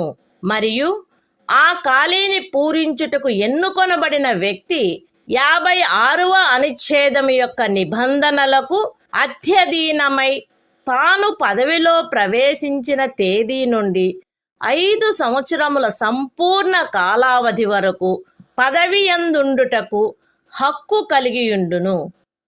The Constitution of India, Part 5, The Union. Chapter 1. The Executive. The President and Vice President. Article 62. Time of holding election to fill vacancy in the office of President. And the term of office of person elected to fill casual vacancy. 1.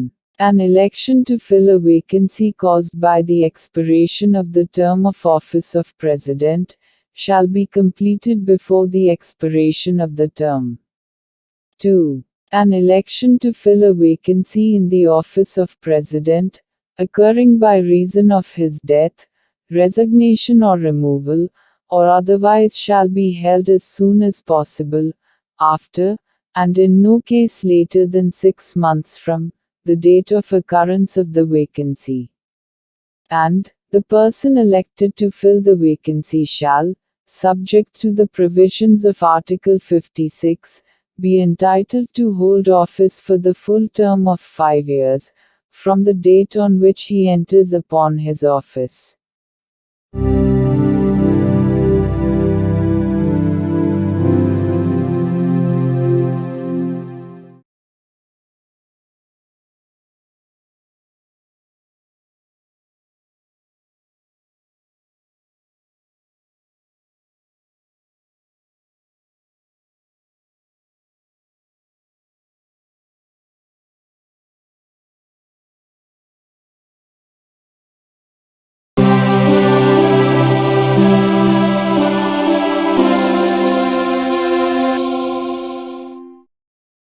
భారత సంవిధానము భాగము 5 సంఘము అధ్యాయము 1 కార్యపాలక వర్గము రాష్ట్రపతి మరియు ఉపరాష్ట్రపతి article 63 భారత ఉపరాష్ట్రపతి భారతదేశమునకు ఒక ఉపరాష్ట్రపతి ఉండవలెను.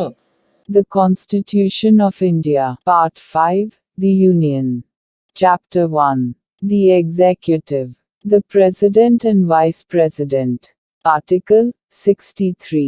The Vice President of India. There shall be a Vice President of India.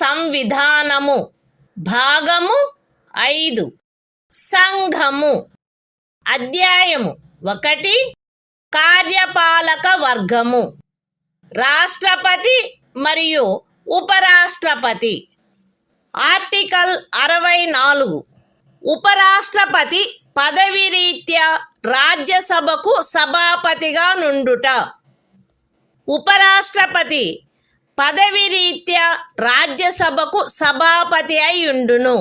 ఆయన లాభాయుతమైన ఏ ఇతర పదవి యందును ఉండరాదు. అయితే ఉపరాష్ట్రపతి 65వ అనుచ్ఛేదము క్రింద రాష్ట్రపతిగా వ్యవహరించు లేక రాష్ట్రపతి యొక్క కృత్యములను నిర్వహించు ఏ కాలావధిలోనైనను ఆయన రాజ్యసభ యొక్క సభాపతి పదవికి చెందిన కర్తవ్యములను నిర్వర్తించరాదు. మరియు 97వ అనుచ్ఛేదము క్రింద రాజ్యసభ యొక్క సభాపతికి చెల్లించబడదగు ఎట్టి జీతమునకు లేక భత్యమునకు ఆయన హక్కు కలిగి ఉండడు. The Constitution of India, Part 5, The Union.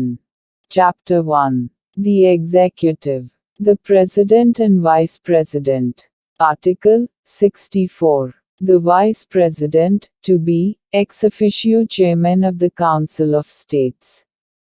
The Vice President shall be, ex officio Chairman of the Council of the States, and shall not hold any other office of profit, provided that, during any period, when the Vice President acts as President, or discharges the functions of the President under Article 65, he shall not perform the duties of the office of Chairman of the Council of States, and shall not be entitled to any salary or allowance payable to the Chairman of the Council of States, under Article 97.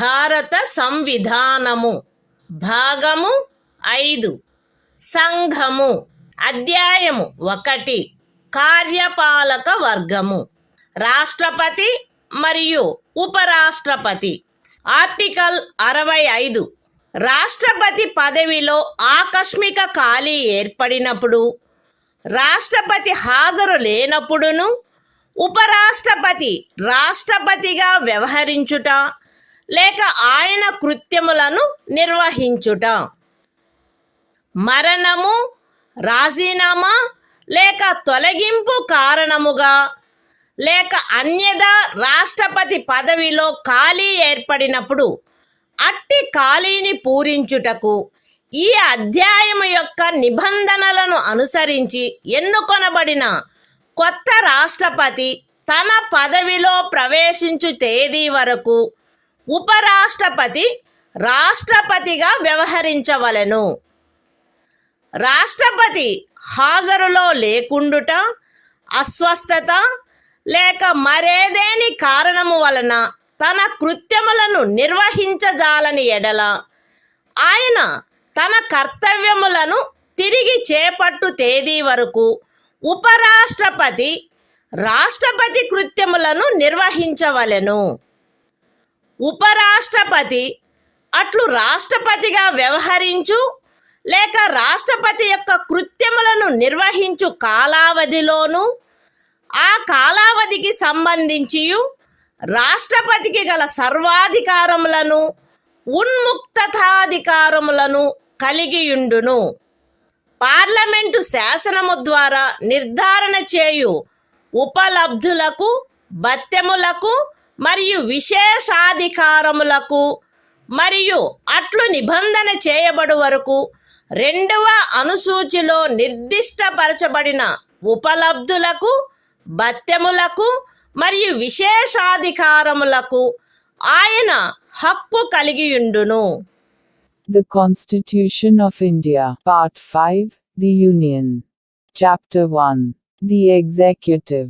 The President and Vice President. Article 65. The Vice President, to act as President, or to discharge his functions, during casual vacancies in the office, or during the absence of President. 1. In the event of the occurrence of any vacancy in the office of the President, by reason of his death, resignation, or removal, or otherwise, the Vice President shall act as President, until the date on which a new President, elected, in accordance with the provisions of this chapter, to fill such vacancy, enters upon his office. 2. When the President is unable to discharge his functions, owing to absence, illness or any other cause, the Vice President shall discharge his functions, until the date on which the President resumes his duties. 3. The Vice President shall, during, and in respect of, the period while he is so acting as, or discharging the functions of President, have all the powers and immunities of the President, and be entitled to such emoluments, allowances and privileges, as may be determined by Parliament, by law. And, until provision in that behalf is so made, such emoluments, allowances and privileges, as are specified in the second schedule.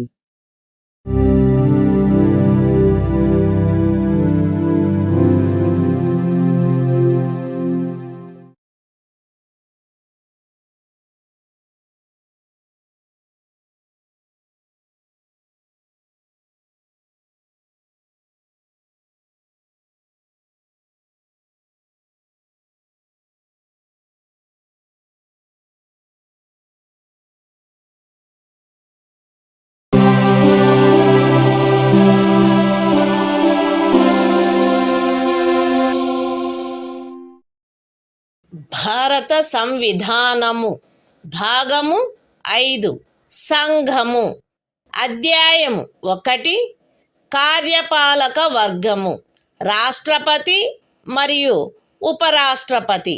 Article 66 ఉపరాష్ట్రపతి ఎన్నిక. ఉపరాష్ట్రపతి parliament ఉభయ సదనముల సభ్యులతో కూడిన నిర్వాచక గణము యొక్క సభ్యులచే ఏకల అంతరణీయ vote ద్వారా అనుపాతిక ప్రాతినిధ్య పద్ధతిని అనుసరించి ఎన్నుకొనబడవలెను మరియు అట్టి ఎన్నికలలో ఓటింగు రహస్యపు బ్యాలెట్ పద్ధతిని జరగవలెను. ఉపరాష్ట్రపతి పార్లమెంటు యొక్క లేక ఏదేని రాజ్య శాసన మండలి యొక్క ఏ సదనములో గాని సభ్యుడుగా ఉండరాదు మరియు పార్లమెంటు యొక్క లేక ఏదేని రాజ్య శాసన మండలి యొక్క ఏ సదనములోని సభ్యుడైనను ఉపరాష్ట్రపతిగా ఎన్నుకోబడినచో ఆయన ఉపరాష్ట్రపతి పదవిలో ప్రవేశించిన తేదీ నుండి ఆ సదనములోని తన స్థానమును ఖాళీ చేసినట్లు భావించబడవలెను. ఏ వ్యక్తి గాని ఆయన భారతదేశ పౌరుడై ఉన్ననే తప్ప ఆయనకు 35 సంవత్సరముల వయస్సు పూర్తి అయిననే తప్ప మరియు ఆయన రాజ్యసభ సభ్యుడుగా ఎన్నుకొనబడుటకు అర్హుడై ఉన్ననే తప్ప ఉపరాష్ట్రపతిగా ఎన్నుకొనబడుటకు పాత్రుడు కాడు. ఏ వ్యక్తి అయినను భారత ప్రభుత్వము క్రింద గాని ఏదేని రాజ్య ప్రభుత్వము కింద గాని సదరు ప్రభుత్వములలో దేని యొక్క నియంత్రణకైనను అధ్యధీనమయ్యున్న ఏదేని స్థానిక లేక ఇతర ప్రాధికారి క్రింద గాని లాభాయుతమైన ఏదేని పదవి ఎందున్నచో ఆ వ్యక్తి ఉపరాష్ట్రపతిగా ఎన్నుకొనబడుటకు పాత్రుడు కాడు. విశదీకరణ: ఈ అనుచ్ఛేదపు నిమిత్తము ఎవరేని వ్యక్తి సంఘము యొక్క రాష్ట్రపతిగా లేక ఉపరాష్ట్రపతిగా లేక ఏదేని రాజ్యము యొక్క గవర్నరుగా లేక సంఘము యొక్క లేక ఏదేని రాజ్యము యొక్క మంత్రిగా ఉన్న కారణమును బట్టి మాత్రమే లాభాయుతమైన పదవి ఎందున్నట్లు భావించరాదు. The Constitution of India, Part 5, The Union. Chapter 1. The Executive. The President and Vice President. Article 66. Election of Vice President.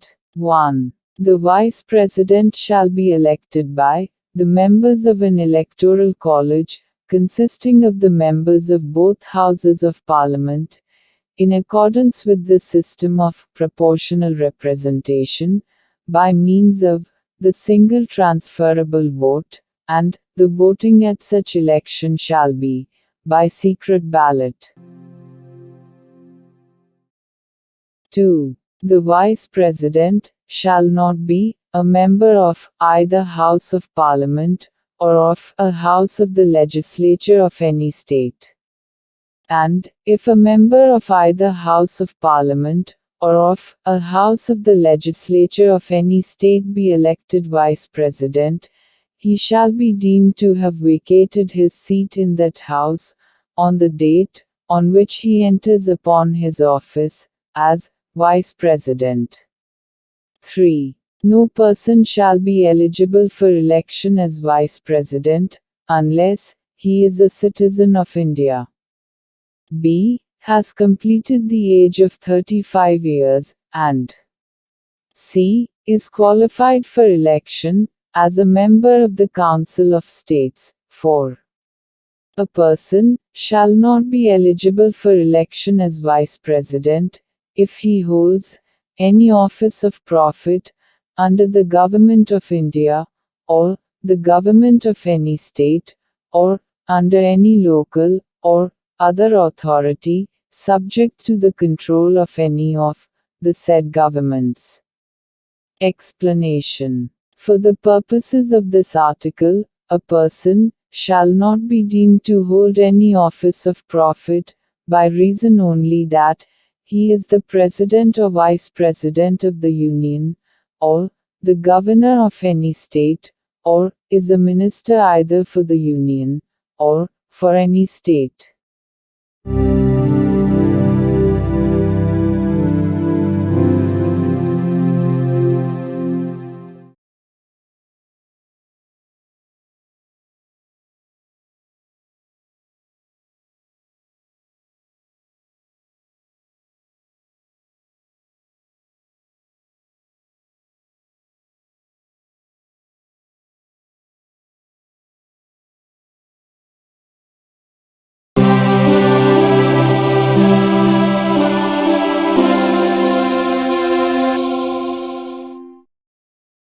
భారత సంవిధానము భాగము 5 సంఘము అధ్యాయము 1 కార్యపాలక వర్గము రాష్ట్రపతి మరియు ఉపరాష్ట్రపతి.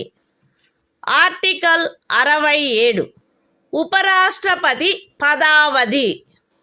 ఉపరాష్ట్రపతి తన పదవిలో ప్రవేశించిన తేదీ నుండి 5 సంవత్సరముల కాలావధి వరకు పదవి యందుండును.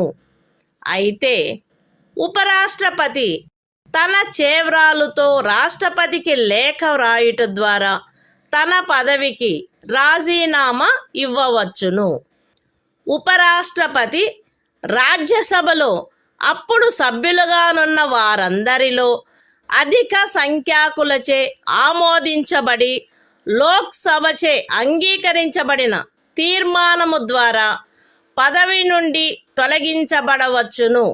కానీ ఈ ఖండము నిమిత్తము తీర్మానమేదియు దానిని ప్రస్తావించవలెనను ఉద్దేశము కలదను నోటీసు ఇచ్చి కనీసము 14 దినములు గడిచిననే తప్ప ప్రస్తావించబడరాదు. ఉపరాష్ట్రపతి తన పదావధి ముగిసినప్పటికీ తన ఉత్తరాధికారి ఆ పదవిలో ప్రవేశించు వరకు పదవిలో కొనసాగవలెను. The Constitution of India, Part 5, The Union. Chapter 1. The Executive. The President and Vice President. Article 67. Term of office of Vice President.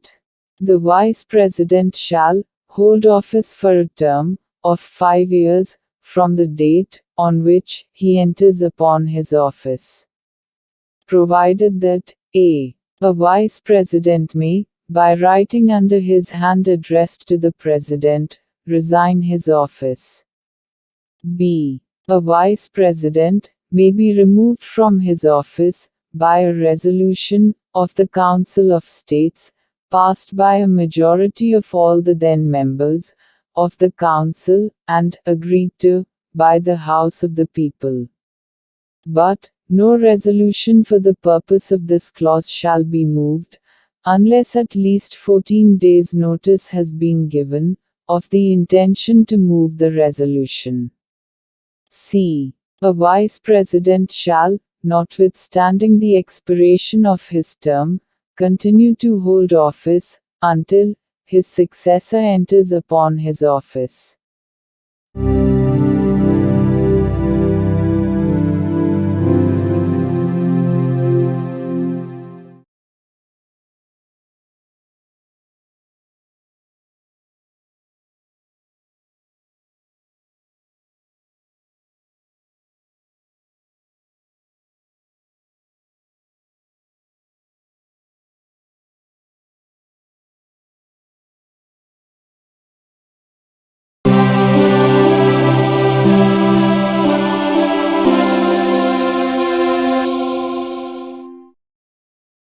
భారత సంవిధానము భాగము 5 సంఘము అధ్యాయము 1 కార్యపాలక వర్గము రాష్ట్రపతి మరియు ఉపరాష్ట్రపతి. ఆర్టికల్ 68. ఉపరాష్ట్రపతి పదవి ఖాళీ అయినప్పుడు దానిని పూరించుటకు ఎన్నిక జరపవలసిన కాలము మరియు ఆకస్మికముగా ఏర్పడిన ఖాళీని పూరించుటకు ఎన్నుకొనబడు వ్యక్తి యొక్క పదావధి. ఉపరాష్ట్రపతి యొక్క పదావధి ముగియుటచే ఏర్పడు ఖాళీని పూరించుటకు జరగవలసిన ఎన్నిక ఆ పదావధి ముగియుటకు పూర్వమే పూర్తి చేయబడవలెను.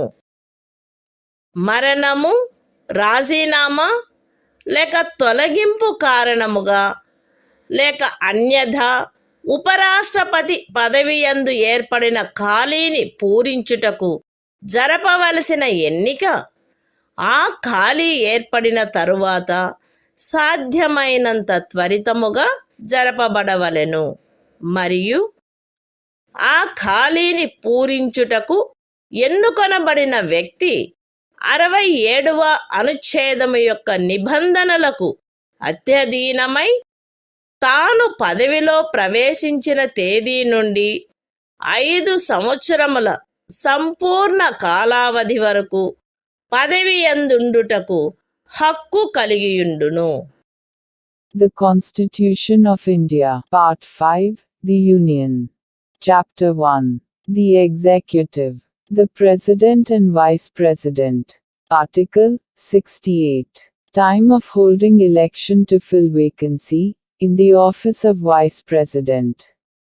And the term of office of person elected to fill casual vacancy.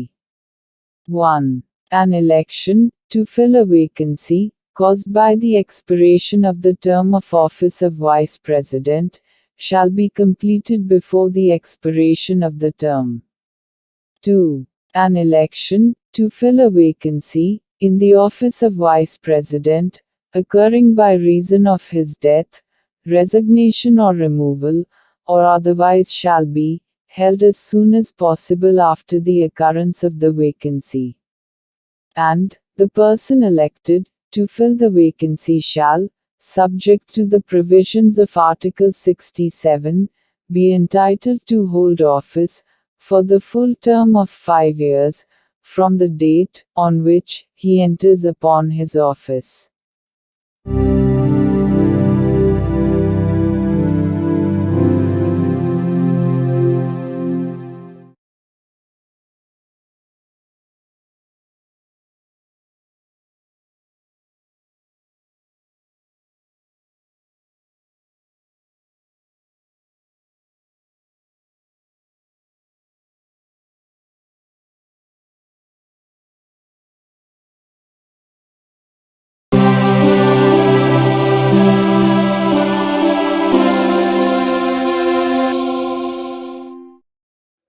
భారత సంవిధానము భాగము 5 సంఘము అధ్యాయము 1 కార్యపాలక వర్గము రాష్ట్రపతి మరియు ఉపరాష్ట్రపతి ఆర్టికల్ 69 ఉపరాష్ట్రపతిచే ప్రమాణము లేక ప్రతిజ్ఞ ప్రతి ఉపరాష్ట్రపతి తన పదవిలో ప్రవేశించుటకు పూర్వము రాష్ట్రపతి సమక్షమున గాని తద్విషయమున ఆయనచే నియమింపబడిన వ్యక్తి సమక్షమున గాని ఈ క్రింది ప్రరూపములో ప్రమాణము లేక ప్రతిజ్ఞ చేసి దానిపై చేవ్రాలు చేయవలెను.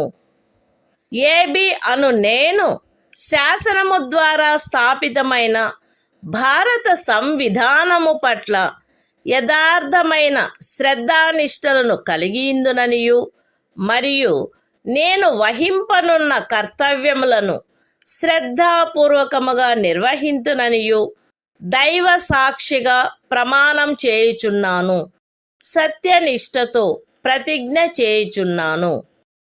The Constitution of India, Part 5, The Union. Chapter 1. The Executive. The President and Vice President.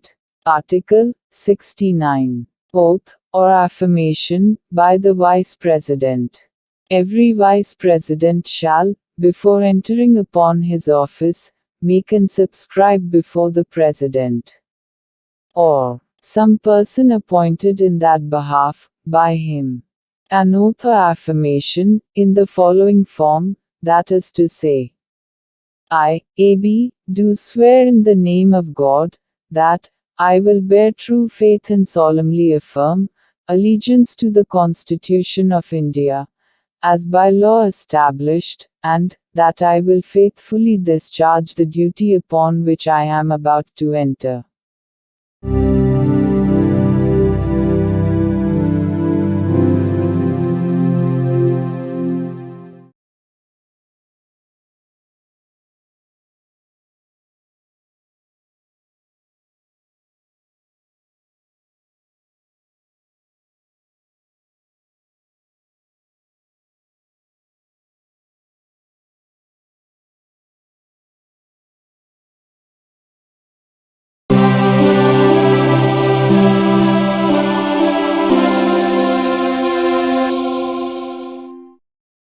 భారత సంవిధానము భాగము 5 సంఘము అధ్యాయము 1 కార్యపాలక వర్గము రాష్ట్రపతి మరియు ఉపరాష్ట్రపతి ఆర్టికల్ 70 ఇతర యాదృచ్ఛిక పరిస్థితులలో రాష్ట్రపతి యొక్క కృత్యములు.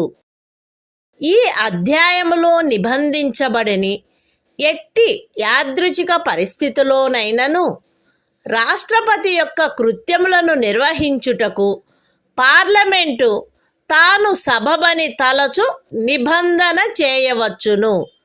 The Constitution of India, Part 5, The Union. Chapter 1. The Executive. The President and Vice President. Article 70. Discharge of President's functions in other contingencies.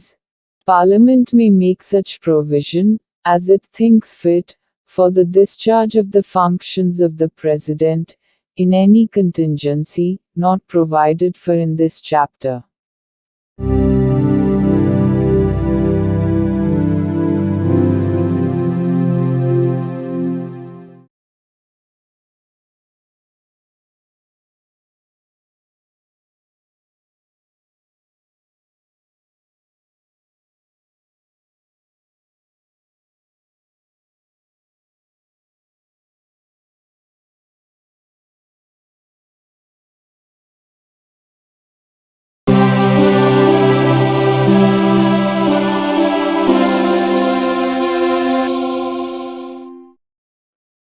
భారత సంవిధానము భాగము 5 సంఘము అధ్యాయము 1 కార్యపాలక వర్గము రాష్ట్రపతి మరియు ఉపరాష్ట్రపతి ఆర్టికల్ 71 రాష్ట్రపతి లేక ఉపరాష్ట్రపతి యొక్క ఎన్నికకు చెందిన లేక సంబంధించిన విషయములు రాష్ట్రపతి లేక ఉపరాష్ట్రపతి యొక్క ఎన్నిక నుండి ఉత్పన్నమైన లేక ఎన్నికకు సంబంధించిన అన్ని సందేహములు మరియు వివాదములు సర్వోన్నత న్యాయస్థానముచే పరిశీలించబడి నిర్ణయించబడవలెను. అట్టి నిర్ణయము అంతిమమైనదై ఉండును.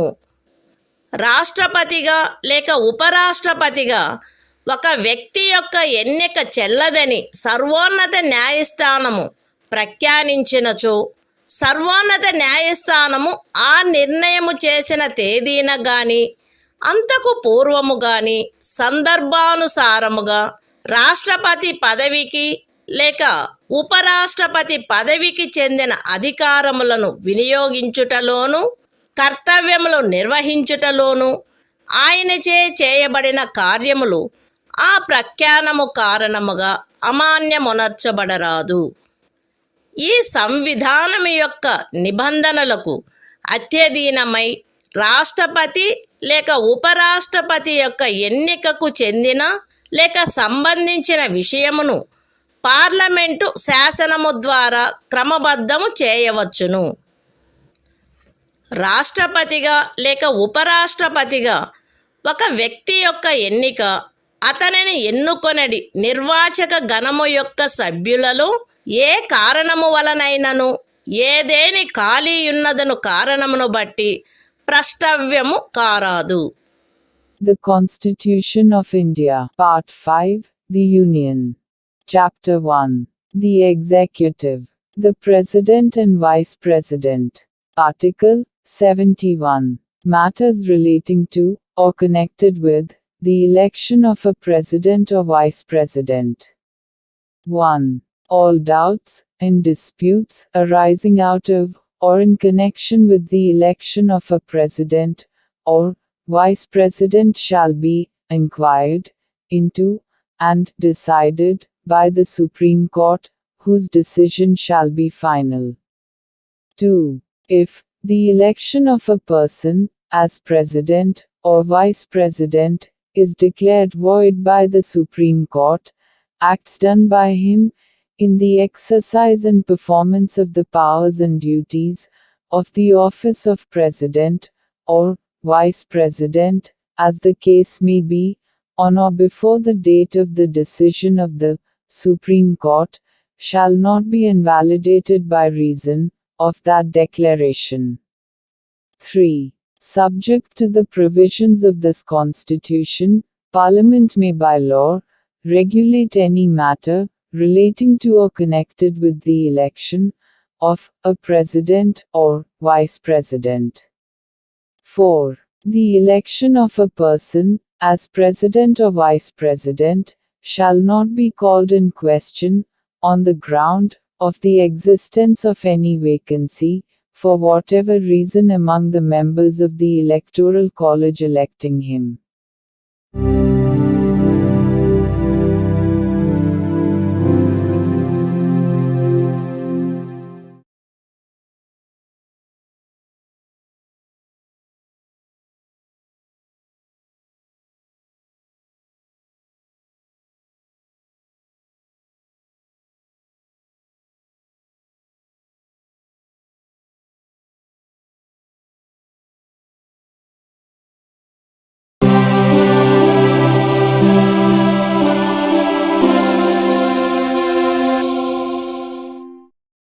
భారత సంవిధానము భాగము 5 సంఘము అధ్యాయము 1 కార్యపాలక వర్గము రాష్ట్రపతి మరియు ఉపరాష్ట్రపతి ఆర్టికల్ 72 కొన్ని సందర్భములలో క్షమాపణలు మొదలైన వాటిని మంజూరు చేయుటకు మరియు దండనోత్తర్వును సస్పెండ్ చేయుటకు పరిహరించుటకు లేక లఘూకరించుటకు రాష్ట్రపతి యొక్క అధికారము. రాష్ట్రపతి ఈ క్రింది సందర్భములలో నేర నిర్ణీతుడైన వ్యక్తికి క్షమాపణలను, తాత్కాలిక నిలుపుదలను, వాయిదాలను లేక పరిహరణలను మంజూరు చేయుటకు లేక ఆ వ్యక్తిపై విధించబడిన దండనోత్తర్వును సస్పెండ్ చేయుటకు, పరిహరించుటకు లేక లఘూకరించుటకు అధికారము కలిగియుండును. శిక్ష లేక దండనోత్తరువు సైనిక న్యాయస్థానముచే విధించబడిన అన్ని సందర్భములలో సంఘము యొక్క కార్యపాలనాధికారంలో చేరియున్న విషయమునకు సంబంధించిన ఏదేని శాసనమునకు విరుద్ధమగు అపరాధమునకై శిక్ష లేక దండనోత్తరు విధించబడిన అన్ని సందర్భములలో దండనోత్తరు మరణ దండనోత్తరు అయిన అన్ని సందర్భములలో ఏదేని సైనిక న్యాయస్థానముచే ఇవ్వబడిన దండనోత్తరువును సస్పెండ్ చేయుటకు, పరిహరించుటకు లేక లఘూకరించుటకు సంఘమునకు చెందిన సాయుధ బలముల యొక్క ఎవరేని అధికారికి శాసనము ద్వారా ప్రదత్తము చేయబడిన అధికారమునకు ఖండము 1 యొక్క ఉపఖండము ఏలో ఉన్నదేదియు భంగము కలిగించదు. మరణ దండనోత్తరువును సస్పెండ్ చేయుటకు, పరిహరించుటకు లేక లఘూకరించుటకు తత్సమయమున అమలులోనున్న ఏదేని శాసనము క్రింద ఒక రాజ్య గవర్నరుచే వినియోగించబడదగు అధికారమునకు ఖండము 1 యొక్క ఉపఖండము సిలో ఉన్నదేదియు భంగము కలిగించదు. The Constitution of India, Part 5, The Union. Chapter 1. The Executive. The President and Vice President. Article 72. Power of President to grant pardons, etc. and to suspend, remit, or commute sentences in certain cases. 1. The President shall have the power to grant pardons, reprieves, respites, or remissions of punishment, or to suspend, remit, or commute the sentence of any person convicted of any offense, in all cases where the punishment or sentence is by a court-martial. B. In all cases where the punishment or sentence is for an offense against any law relating to a matter to which the executive power of the Union extends. C. In all cases where the sentence is a sentence of death. 2. Nothing in sub-clause A of clause 1 shall affect the power conferred by law on any officer of the armed forces of the Union to suspend, remit, or commute a sentence passed by a court-martial. 3. Nothing in sub-clause C of clause 1 shall affect the power to suspend, remit, or commute a sentence of death exercisable by the governor of a state under any law for the time being in force.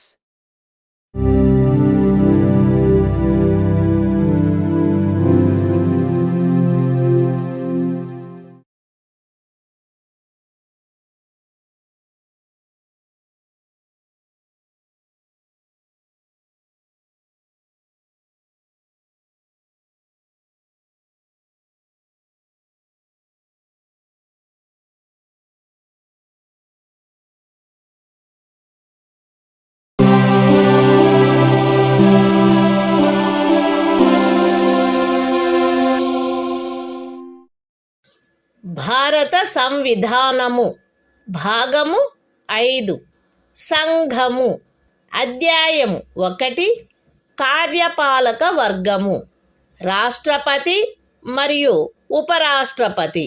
Article 73 సంఘము యొక్క కార్యపాలకాధికార విస్తరణ. ఈ సంవిధాన నిబంధనలకు అధ్యయనమై సంఘము యొక్క కార్యపాలకాధికారములో ఈ క్రిందివి చేరియుండును. ఏ విషయములను గురించి శాసనములను చేయుటకు పార్లమెంటు అధికారము గలదో ఆ విషయములు మరియు ఏదేని సంధి లేక ఖరారును బట్టి భారత ప్రభుత్వముచే వినియోగించబడదగు హక్కుల యొక్క ప్రాధికారము యొక్క మరియు అధికారిత యొక్క వినియోగము. అయితే ఈ సంవిధానములో గాని పార్లమెంట్ కార్యపాలకాధికారమును లేక కృత్యములను ఈ అనుచ్ఛేదములో ఏమి ఉన్నప్పటికీ పార్లమెంటు చే అన్యథా నిబంధించబడినంత వరకు ఆ రాజ్యము మరియు ఆ రాజ్యపు ఎవరేని అధికారి లేక ప్రాధికారి చలాయించుచుండుట కొనసాగించవచ్చును. The Constitution of India, Part 5, The Union. Chapter 1. The Executive. The President and Vice President. Article 73. Extent of executive power of the Union. 1. Subject to the provisions of this Constitution, the executive power of the Union shall extend to the matters with respect to which Parliament has power to make laws, and b.